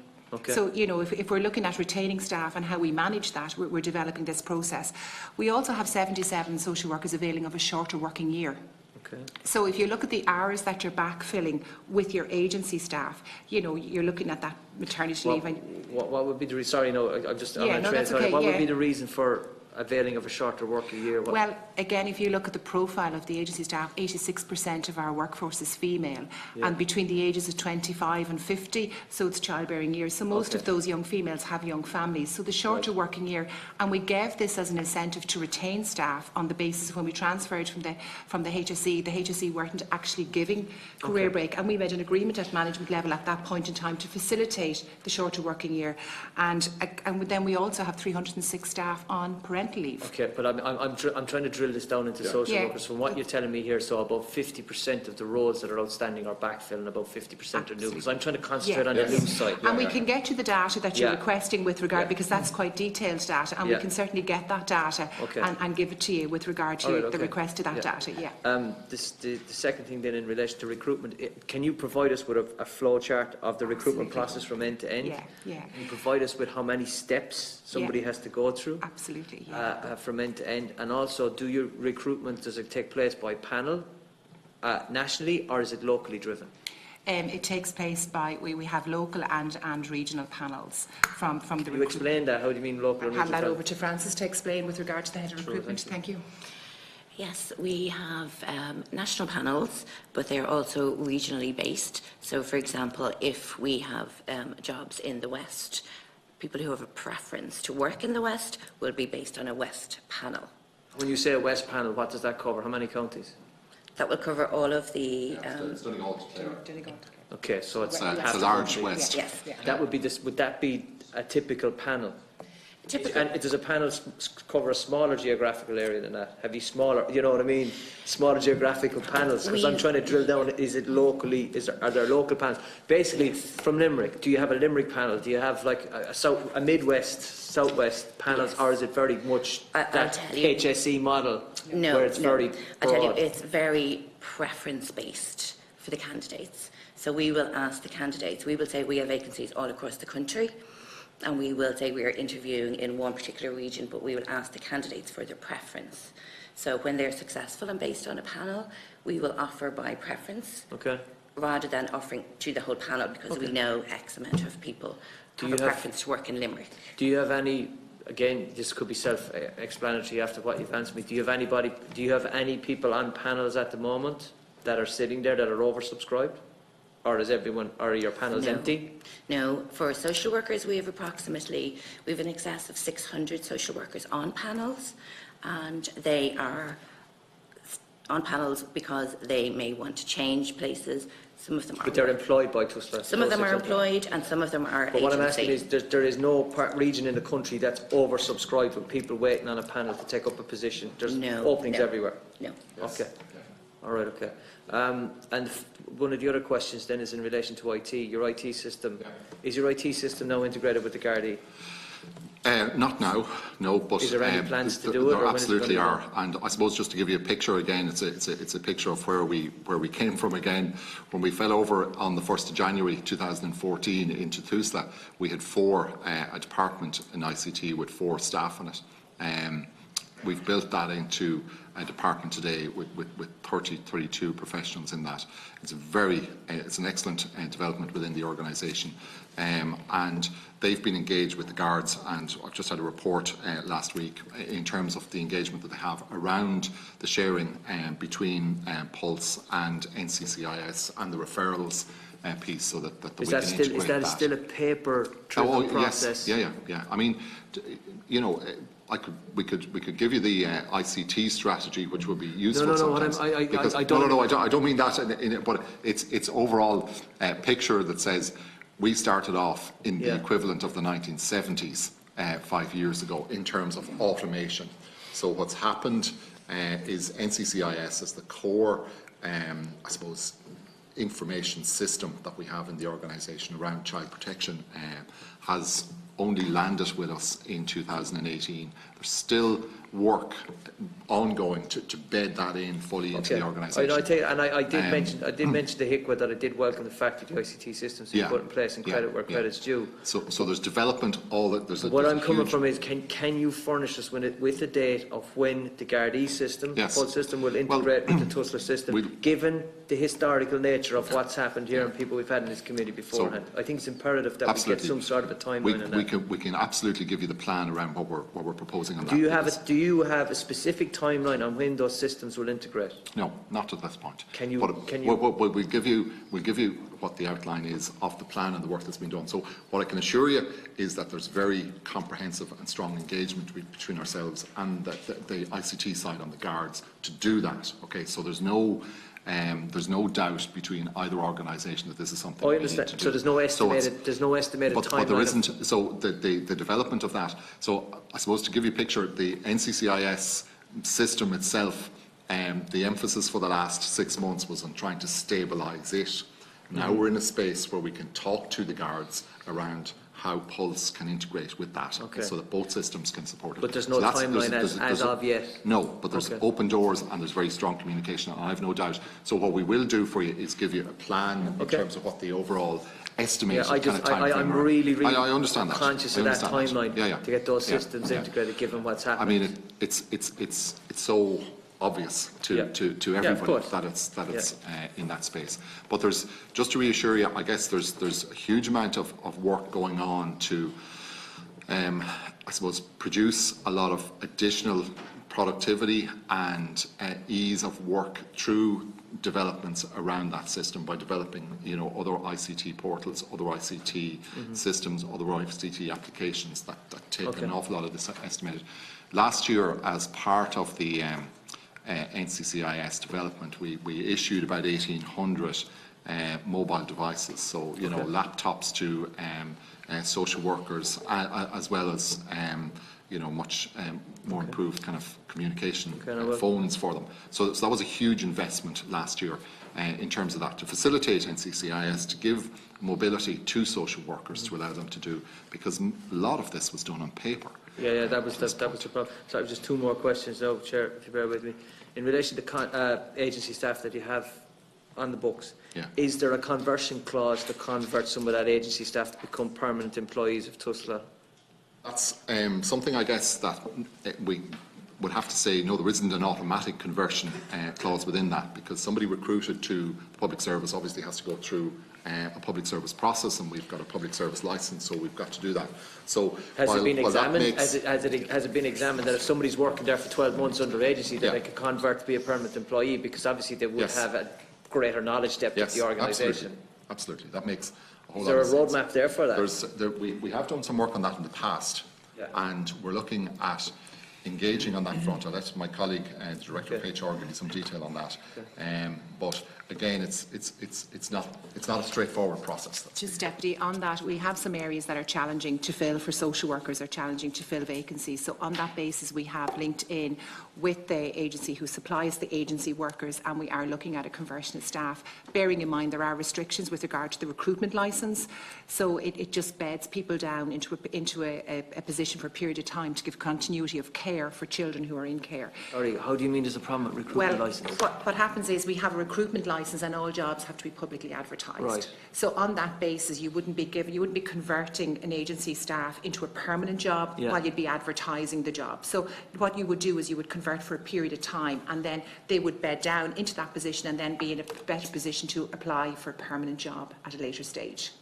Okay, but once they're there 6 or 12 months, they then apply for the job. Absolutely, but can there be something put in place? I'm only going to throw this out to you now as an idea. Can there be something put in place, like what happens in the private sector when a contractor goes into a private sector for 6 months or 12 months, that once the 12 months is done, there's a conversion clause in the contract to say that if this person is to hire him permanently, a fee will be paid for the agency to buy that contractor off the agency, and it becomes a permanent employee because they have 12 months work. Now, they still have to interview, don't get me wrong, but they're a step ahead.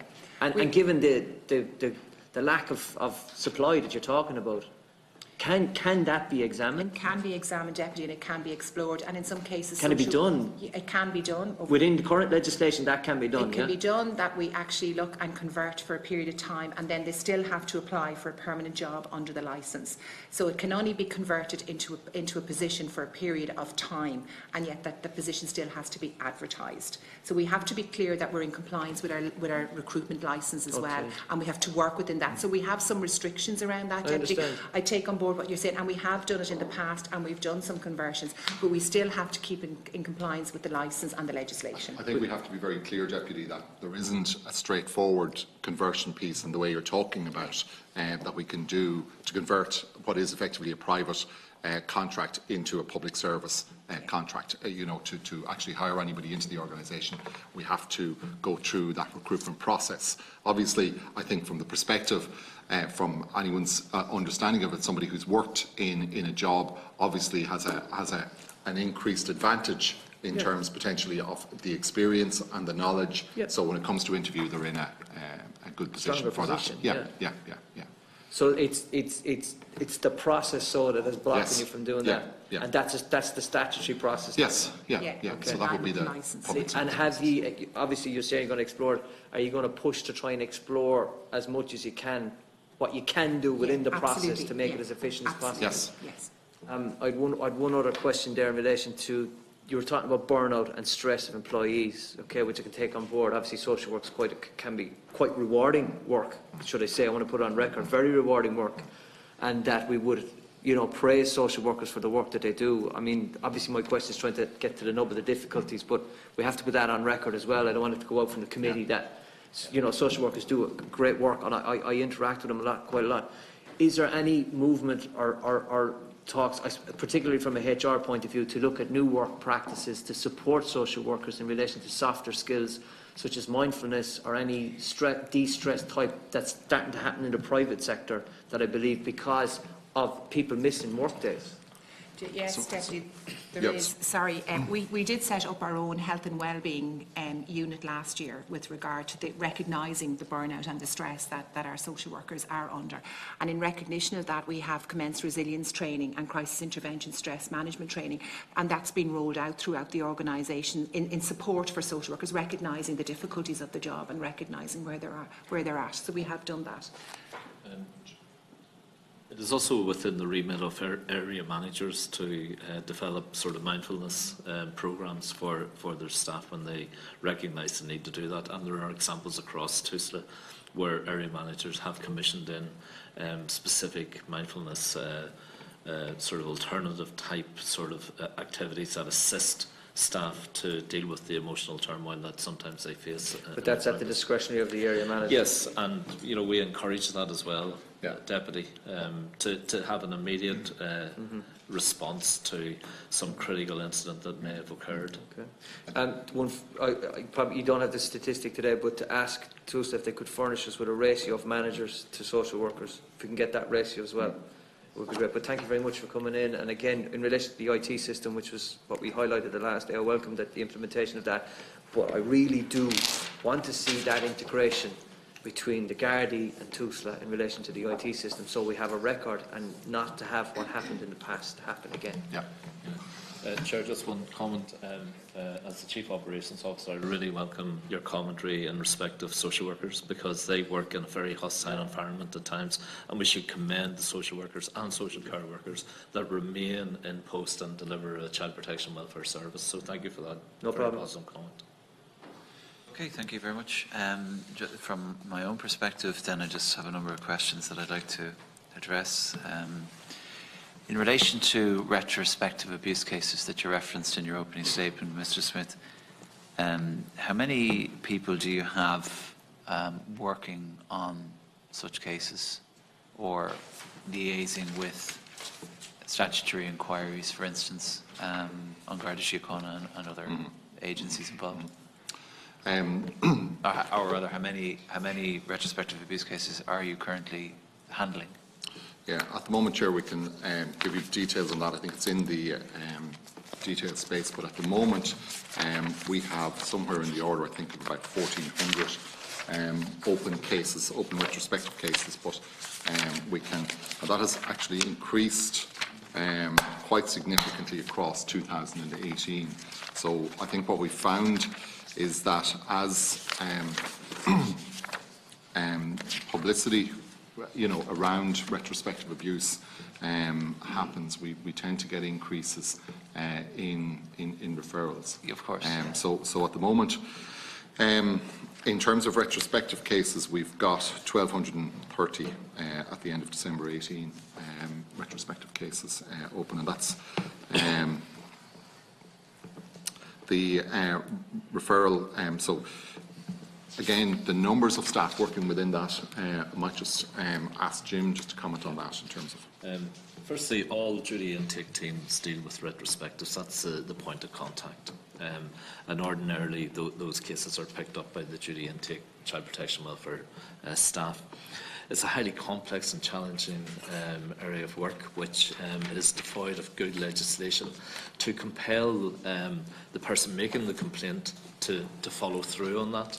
Sorry, did you say it's devoid of good legislation? Yes, Sorry. we have a significant legislative challenge in this work where we are being asked to assess or investigate statements of complaint or of concern to us as an agency. So I could come in and make a referral to the Child and Family Agency saying that whilst I was young, a member of a religious order or a member of my family sexually abused me, and leave. And we can ask to come back to furnish further, more detailed information to give us the opportunity to carry out a good assessment of that. We can't compel that person to come back, and quite often they don't want to come back because of the emotional and psychological trauma that they've experienced. Secondly, with regards to that statement in respect of a person of concern, we have no powers to compel that person of concern to come and involve themselves in our process. they can actually tell us to go away. So it's quite difficult work, and we struggle to get really good policy and practices in to this area. We have changed our policy on numerous occasions, and it's also been sort of... sorry to interrupt you there, Mr. Gibson. Are you referring to the ability to independently enforce? We have no powers of enforcement. So yeah. I mean, I was of the view, or perhaps I'm mistaken, that was being addressed by way of primary legislation. It's certainly been raised in the expert advisory group. Right. And we've made submissions to the department, who are currently reviewing the 1991 Child Care Act. Right. And to the best of your knowledge, have you been informed that through that process or through that body that there would be a change in that area, or is it still languishing in the Department of Justice? The Department of Justice are leading at the moment on a review of Section 3 of the Child Care Act, and Caroline Big, Senior Counsel, is chairing that process, and both ourselves and the Guards are part of that process, informing, I suppose, the required changes we feel need to be made to Section 3 to consider how the legislation might support a more effective engagement in this. Would it be possible for you to forward that viewpoint that you've just expressed to the committee? Yes. Please. That would be helpful to us, I believe. Sorry, I did interrupt you, Mr. Gibbon. So in the development of trying to address significant referrals, particularly in respect of one region developed a specialist team in Dublin North East, and that has influenced, and we've given a commitment in response to the HICWA statutory investigation that we would establish 4 regional teams. We're in the process of consultation and review of practice and methodology to come with a clear service delivery unit for this. There are other sort of factors that need to be taken into consideration as well, like our commitment with An Garda Síochána that we would identify social work staff to be very much involved in their protection units, and also we're developing the Barnahouse model, and the pilot project is established now in Galway, which specifically looks at child sexual abuse and retrospectives. So those things are sort of integrated. So ideally we would have 4 regional teams that will deal with the complex cases. And the area teams, the duty intake teams, will still be involved in low priority retrospective cases. And it's important to note that I actually asked a colleague who was a service improvement manager for retrospectives that we carried out a couple of years ago. 71% of those referrals never really got off the runway in how we could deal with them on the basis that we could not get follow-up from the person who made the concern. 71%, yeah. And that was in the southern region. Okay. And to your best of your knowledge, is that replicated nationwide? Sorry? To the best of your knowledge, is that replicated nationwide? That well, sort of figure? It's a theme that we want to get a better understanding of, Chair. Okay. Can I ask, just in relation to historic or retrospective abuse cases, in terms of the number of personnel that are assigned to the function to facilitate investigations taking place, how many social care workers, for instance, or how many individuals are involved in that process? Okay. The professional primarily involved in this work are social work. Okay. So if we're working on the specialist teams, the structure of those teams will be principal social worker, social work team leader, senior practitioners and social workers. While they're doing that retrospective work, are they engaged in any other No, the work? idea is that they would be specialist specific, and okay. Confined to that work. In terms of Mr. Smith, you earlier on in response to Deputy Neville, I think it was, you referenced the number of agency staff of approximately 500, the total number of employees within the building nationwide, and your capacity, I think you referenced that you could hire approximately 400 more people. If you have the capacity to hire 400 more people, have you considered, or do you provide additional supports in terms of administrative staff to support people in the processing of their work, especially social care workers, clearly. How many do you have in that area? How many do you plan to hire in to that area? Of the 400 that you mentioned, could you give us a breakdown of the, you can do so in writing if you wish, could you give us a breakdown of the individual or roles included in that 400, or is it just all social care workers? Have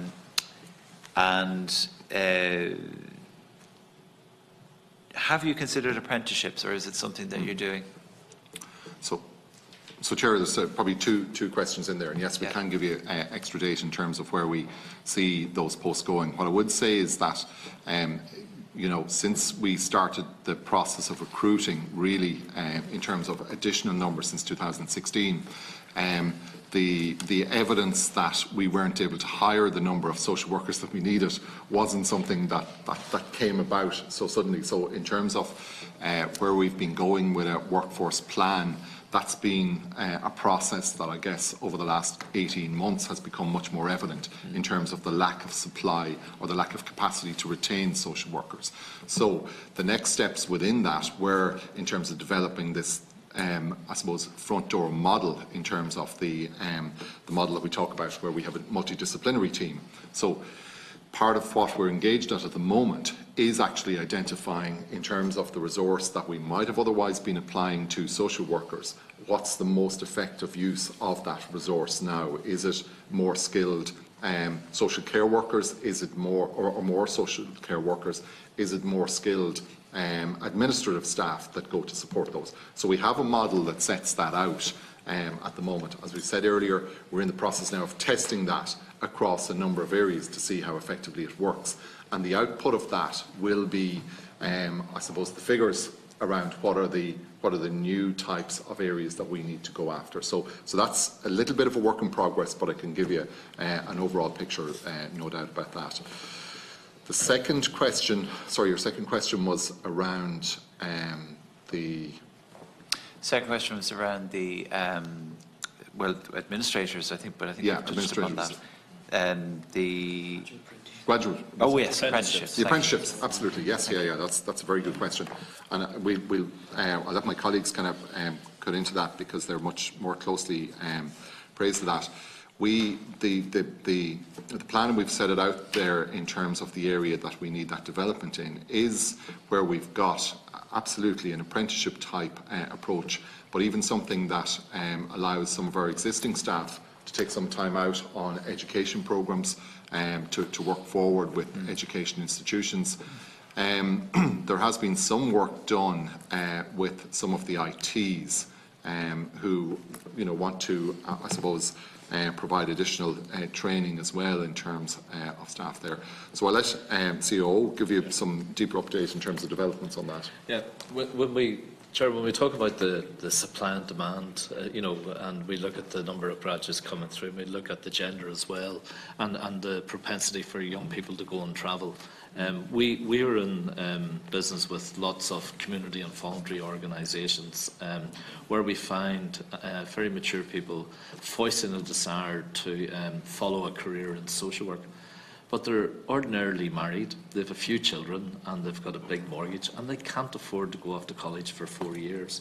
So we've engaged in some preliminary discussions with the Irish Association of Social Work that come in and meet me on a quarterly basis about looking at how we can develop pathways for that core group of mature people who are embedded in their communities, who are going to stay around and qualify in social work. And I've spoken to the HR director about these things, and there's been an engagement recently with the universities and the department, and that very measure was on the table for some discussion. That can we create pathways where we can employ these individuals in a certain grade and look at block release, so they're training on the job that would allow us then to say, well, these are keepers because they're from that area and they are committed because they have children and a mortgage and a family. So that's an untapped market that I, as COO, have flagged to the HR director and to the department in discussions, and we're hoping that we can see something come from that. Okay.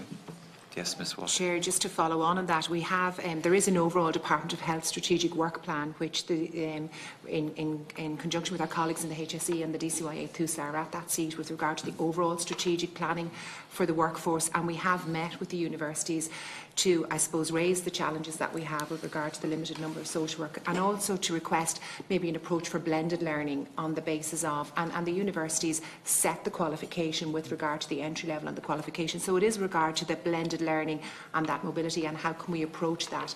It's just preliminary discussions around other pathways for I suppose, to actually follow the social work career path. So they're very much in prelim discussions, and we're also looking at your labour supply, your demographic trends, and they're aware, the universities are aware that the number of social workers that are graduating on a yearly basis aren't enough to meet the needs of not only our organisation but other organisations that are also requiring the social workers. Well, just to go back to those figures that have been provided, I mean, there's 1,500 social care workers and social workers, sorry, yeah. And you're operating at approximately 50% capacity. Yeah. You have 100 out at any given time, 91 at the moment. So, based on your 65% retention of qualified social workers, of the 200 qualifying per annum, you're looking at, is that 19 years, is my arithmetic correct? 19 years to get to 100%, based on today's requirement? Well, if we were... Plus whatever we might need in 20 years? Yeah, Chair, I guess if we were... So the comparative that we gave you there in terms of what the numbers of social workers who are engaged in child protection in England per 1,000, we've got 1,500.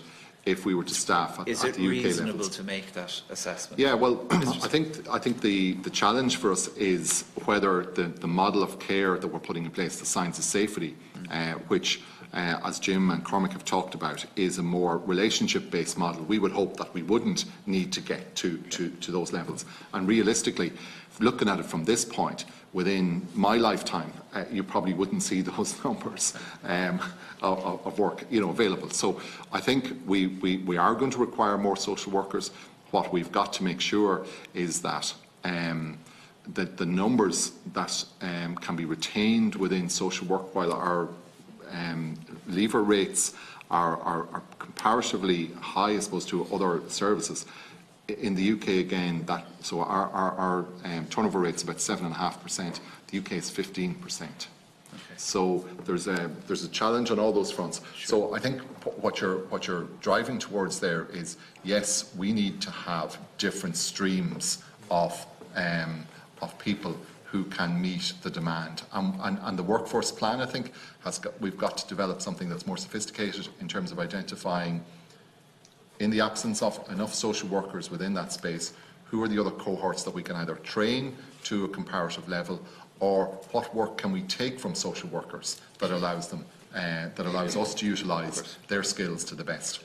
I mean, you mentioned, I think in your opening statement, and forgive me, it might have been afterwards, just in terms of the pay grades, the public sector pay agreement, and allowances. Yes. I mean, because if retention, obviously, if a person is burning out because they're being overworked, and that's not a criticism of either the organisation, the state, or indeed the individual, it's a reflection of reality.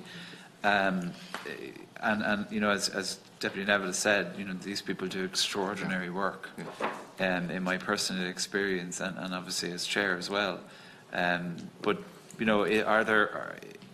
are the pay grades sufficient to retain these individuals? Does there come a point when burnout approaches because they just feel undervalued to the point where they say, I can't do this anymore, I'm working until 7, 8 o'clock at night every night, it's interfering with my personal life, I can't put it down, and I'm really just not being paid enough to care that much, and there's a point where somebody has to say, enough, I'm done, I have to move on. Yeah.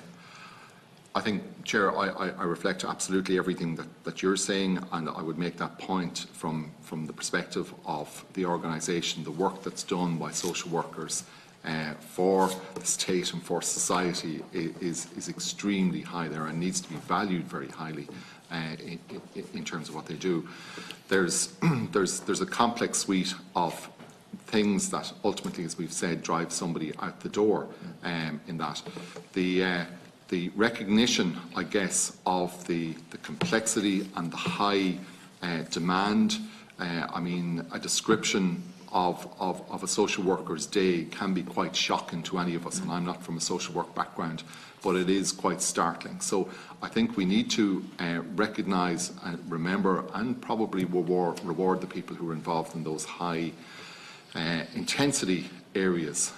We have to find some way to get that on the table, because I just don't think that we can compete with the other areas of social work for those people on a long-term basis if we don't do that.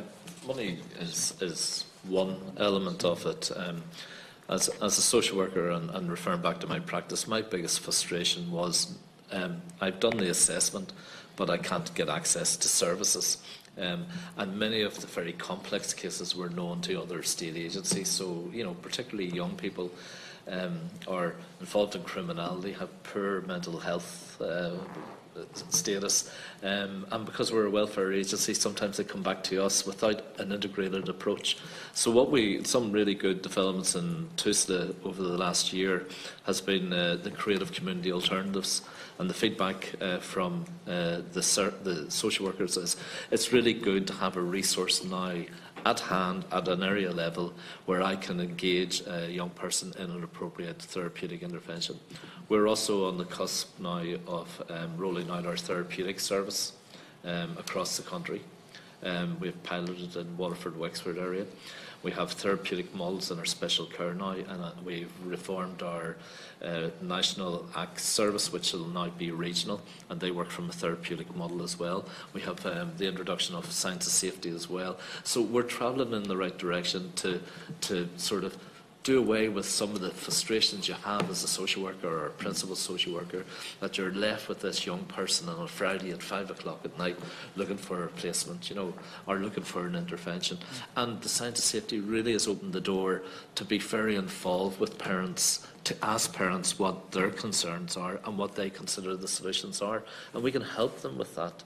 But we can also deal with the safety aspects of that planned intervention. And it's actually, you know, it's really positive to hear practitioners and managers on the front line speak so enthusiastic about a new practice model. And I chaired child protection conferences for 10 years in South Tipperary, and I seen that parents weren't being involved and weren't being considered in the process, and it was a group of professionals having a conversation at a high level. Sure. And poor mum and dad would just agree to get out the door, you know, and how positive that wasn't really positive. Was it going to create good outcomes for children? Not necessarily.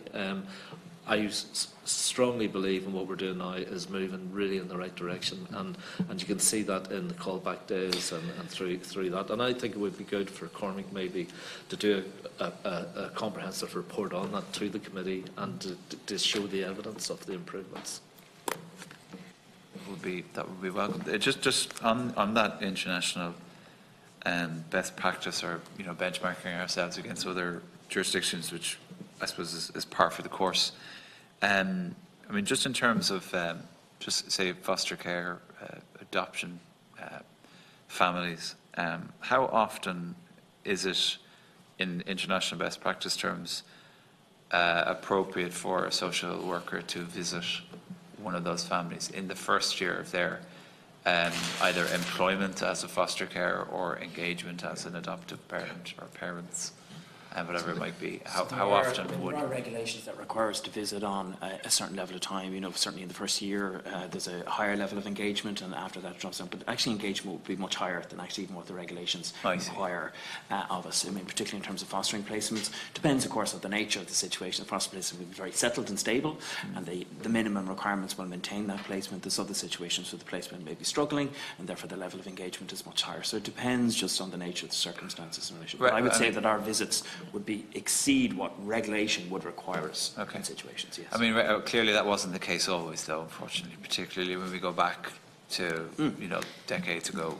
So, Chair, the Creative Community Alternatives, say, in Dublin North City, they made a presentation to my office for significant funding. But their Creative Community Alternative was actually to support children and to remain in their current foster care placements to prevent foster care breakdown, so that those children would not travel on into a residential care facility, which would quite often be outside their community, you know, which means new schools, new clubs and societies or whatever. And I thought it was a very innovative approach to actually consider foster care. So foster carers would tell me on a regular basis they need a service now and not to wait, and you know, it goes beyond a visit by a social worker to try and calm the situation and then to make application for services. So the creative community alternative is more instant, it's more innovative, it's far more supportive, and we will use the therapeutic services to bolster that support to children in care, in foster care and others. Could I just ask for the view of TUSLA in relation to interagency cooperation in regard to either, well, primarily retrospective reviews and investigations are taking place, particularly your interaction with the Gardaí, and then I know Deputy Neville touched upon the IT issues that are there. I touched upon it with HICWA earlier. I've touched upon it with the Gardaí on many occasions. I haven't seen a vast stride in the right direction. I've seen small steps over my 8 years in this House, and I think a lot more has to be done. But what would be your viewpoint on interagency cooperation in respect to retrospective abuse cases? I guess, Chair, the view from my perspective, and having stepped into this role 4 months ago, one of the immediate engagements was with the Gardaí and HSE in terms of a planned and what's been a process that's been ongoing for a period of time around developing the protocols for information sharing between the Guards, HSE and ourselves. And that actually is part of the process and part of the groundwork that needs to be laid down in terms of the effective engagement between us all. Now that process from the Guard side is led by an Assistant Commissioner. I take a lead on that as the interim CEO, and you know, the CEO is part of that, and senior representative from HSE. So that process has a high level of leadership to get it to a point, hopefully over the next number of months, where we get and have agreed protocols around the information sharing. So there's a number of protocols that have been, now we're engaged at the moment. The issues around the data protection legislation and requirements, again, have probably caused some issues for us in terms of getting that faster than we should have. But that's a process that ourselves and the Guards see as a very important one to get across the line fairly quickly. In terms of the retrospective pieces, then there's a number of other issues alongside that, which are about training social workers in terms of interview techniques, etc. And that's been, I suppose, moving at a pace rather than being something that's happened quickly. So there's work in the background that's moving forward. But as Jim referred to earlier, one of the challenges we have all the time in terms of the retrospective piece is about having a fairly solid legislative framework to move forward on that, because while we have and continue to do an amount of work, and obviously in terms of child protection, it's of immediate concern when referrals come to us.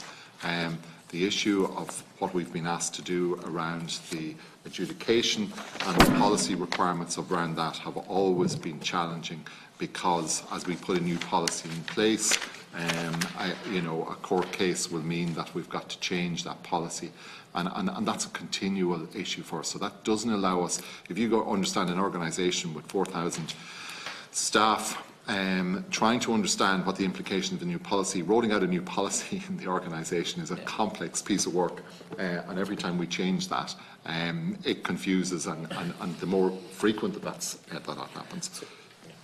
Just to pick up, Deputy, what I would say, and Jim, I'm sure would confirm this, there's daily activity happening on hundreds of cases across the organisation with Gardaí, just to say that. Pat referred to, so there's a number of structures in place. We have a national structure in place at a very senior level, and then the structures through the organisation, particularly at area level and local level, in terms of effective engagement working, and that's set out under our Children's First protocol, joint working protocol with Gardaí. If I go back to the issue of retrospective abuse, I think we always have to be careful about how people understand retrospective abuse. And just to put it in context, retrospective abuse is where an adult comes forward and says they were abused in the past by an individual and they believe that person might pose a risk to a child today. If we have an identified child and we believe there's reasonable grounds for concern to intervene there, we will intervene under Children's First and under the legislation to protect that child. The challenges arise when we're sharing information about children who are potentially at risk. So, for example, the individuals in a position of employment, maybe they're a teacher, maybe they're working in a youth club. Can we share information with the employer or with the youth club to allow them to take protective or safeguarding action? And the challenge we have is, in order to share that information with those persons, we have to go through a fact-finding or an investigation type of process in order to determine a finding and then share that information. And it's in that space we're challenged fundamentally, because it's not typically a role that the agency would hold. We're not investigators of these matters. Where the Gardaí are involved, it's where the adult complainant wants to progress a criminal matter. But in many of these cases, the adult complainant does not want a criminal process. They want the agency simply to affect the rights of other children potentially at risk. So we're not always working with the Gardaí in these cases. We're working alone, undertaking a kind of a forensic examination to determine a fact, and there is no legislation, as Jim has outlined, to support us in doing this work. I suppose that's critical, and I suppose one of the concerns I have in my capacity when I come across issues as I do on a fairly regular basis, unfortunately, is how long that investigation takes place and the fact that there's no communication stream. It's not your fault. You do your job. You're doing your job. When you get sufficient evidence, you present it. Totally understandable. In the intervening period, though, it is often the case that the victim or concerned individual sees nothing, doesn't hear anything, rings the guards don't know anything about it, they can't take action on it because they don't have sufficient evidence. And the problem arises in terms of public confidence in the way in which the system is structured. And clearly you've identified, and you will hopefully provide us with additional information which will be very helpful for us to fulfil our responsibilities in this equation. But at that same time, I can think of something that we're all perfectly aware of in this committee and we've been dealing with for quite some time, where there are instances, for instance, yesterday, on not to speak about specific instances, but it's in the public domain. From my perspective, yesterday's interview of a solicitor representing victims of alleged victims of child sex abuse, saying that some of these issues were recent, when so far as I'm aware, no agency is aware of any recent activity, is very problematic, primarily because of Children's First, because of your role in the equation and the role of An Garda Síochána. Very concerning to me to hear things like that being said, because it ultimately, when it's condensed down, leads to the assumption that there may be an active individual in a national organisation, which I don't believe there is, but there could be. And the fact that there could be is of massive concern to me, and no doubt to people up and down the country. And I'm sure it's an issue that you considered, or somebody in the organisation on the fourth. Excellent. And therefore, if is it possible for us to plug that gap and do so promptly? Do we have the personnel? Do you have the personnel? But because you, as I've already outlined, you don't have the legislative backing to do it. So, in the years since Children First, I mean, to the best of your knowledge, how many times has this been highlighted to the department, or to any other, to the HSE, for instance? Well, what I would say, there's been active engagement with our department colleagues in relation to the issue, and on an ongoing basis. And certainly, as I said, there are two processes. Both the review of Section 3 is ongoing with the Department of Justice, and obviously the review of the Child Care Act itself is ongoing as well, which we're feeding into that. So there has been active, proactive engagement. But I recognise your concern. We've recognised it for a long time. We've advocated very strongly for change in this regard. That's not completely within our control or remit, but we will continue. And just to say, we are continuing, as in line with the HICWA investigation, we are revising our procedure to make it as hopefully as effective as it can be within that context. Jim has spoken about the establishment of dedicated teams to do this work, which will hopefully increase the response and the quality of response that we provide in this space. But it is without a shadow of doubt we'll continue to be legally challenged in this space, and that will continue to present challenges for us. As I said previously before the committee, there are situations where we're basically asked to kind of facilitate nearly semi-judicial processes where a victim might be cross-examined by the alleged perpetrator in a case. Now, that's not something that an agency whose sole responsibility is protecting children should be involved with. But that's the space we've been placed in, and it does need further, absolutely, involvement of cross-sectoral to address this issue. Can I just ask a hypothetical question? If you're investigating a retrospective case and it's with, say, a sporting body, and it comes to you via an individual, not the sporting body, can you, do you have to wait for the completion of your investigation before you can question the sporting body as to this person's involvement? We have to determine, So you have to do everything before you can even if there's a child we believe at immediate risk, or if there's a requirement to intervene, we will intervene to protect that child. That's first and foremost we will do. If there's a potential concern, because in these situations there tend to be allegations, they're not findings, there's no proof as such at this point in time, we will engage in a process of investigation, interviewing both the person who's accused the individual of abuse, interviewing the person who's been accused, and interviewing anybody else, gathering any other information that we have relevant to that, and then we have to make a finding in relation to, on the basis of a balance of probability, so 51% threshold. Sure. If we believe that there's a founded outcome, it's on that basis we can share the information. Without that finding, we are challenged about the constitutional right a person has to their good name, and therefore we have to go through what's called a very fair process in making that finding. I just have two quick issues before we finish. You mentioned earlier on that you are expending €31 million, I think it was, on agency staff. Yeah. How many staff was that? 499 at the end of December is what we had, yes. And my colleague was surprised that there was a percentage of that being retained by the companies involved. I thought he was around long enough not to be surprised by such matters, but there you go. I thought 10% was a bit small, but there. However, just in terms of the demographics of the 500. Yeah. Because you've outlined that there's an age cohort that you cannot recruit or you cannot retain because they want to go off and do things. They do their 2 years and they're gone, or they go out of college. Yes. They're presumably the 35% who you don't recruit, or a percentage of that anyway. Or they may go to HSE. Or they may go to agency because it's probably more flexible or something for them, I understand.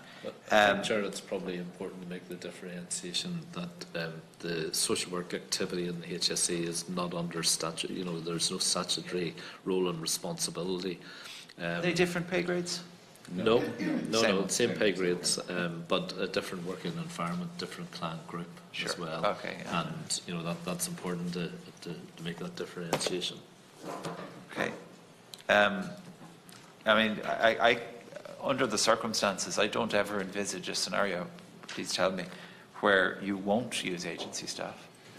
I don't think the health service under which you fall in will ever not use agency staff. No, and I guess the challenge that we would, propose to ourselves is there another mechanism other than agency to provide some kind of facility to provide part-time or other workers?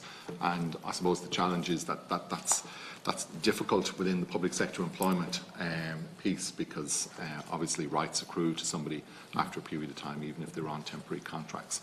So yes, I think the need for agency staff will always be there. What it's about is trying to strike a balance that is a balance between the additional cost that there is across to the longer-term costs that there are of having replacements for long-term staff. So I think I think you're right. Yes, I'd agree with that. You're always going to have that spend. Okay. Well, I thank you very much for responding to the members' questions so comprehensively and for taking considerable chunk of the morning. So on behalf of the committee, I'd like to thank you for your presentation and for dealing with the members' questions. The meeting of the Joint Committee is adjourned until Tuesday, 19th of February at 2 p.m. when the committee will meet Minister Zappone to be briefed on the implications of Brexit for her area of responsibility in advance of the introduction of the bill to the House later this month. Thank you very much. Thank you very much.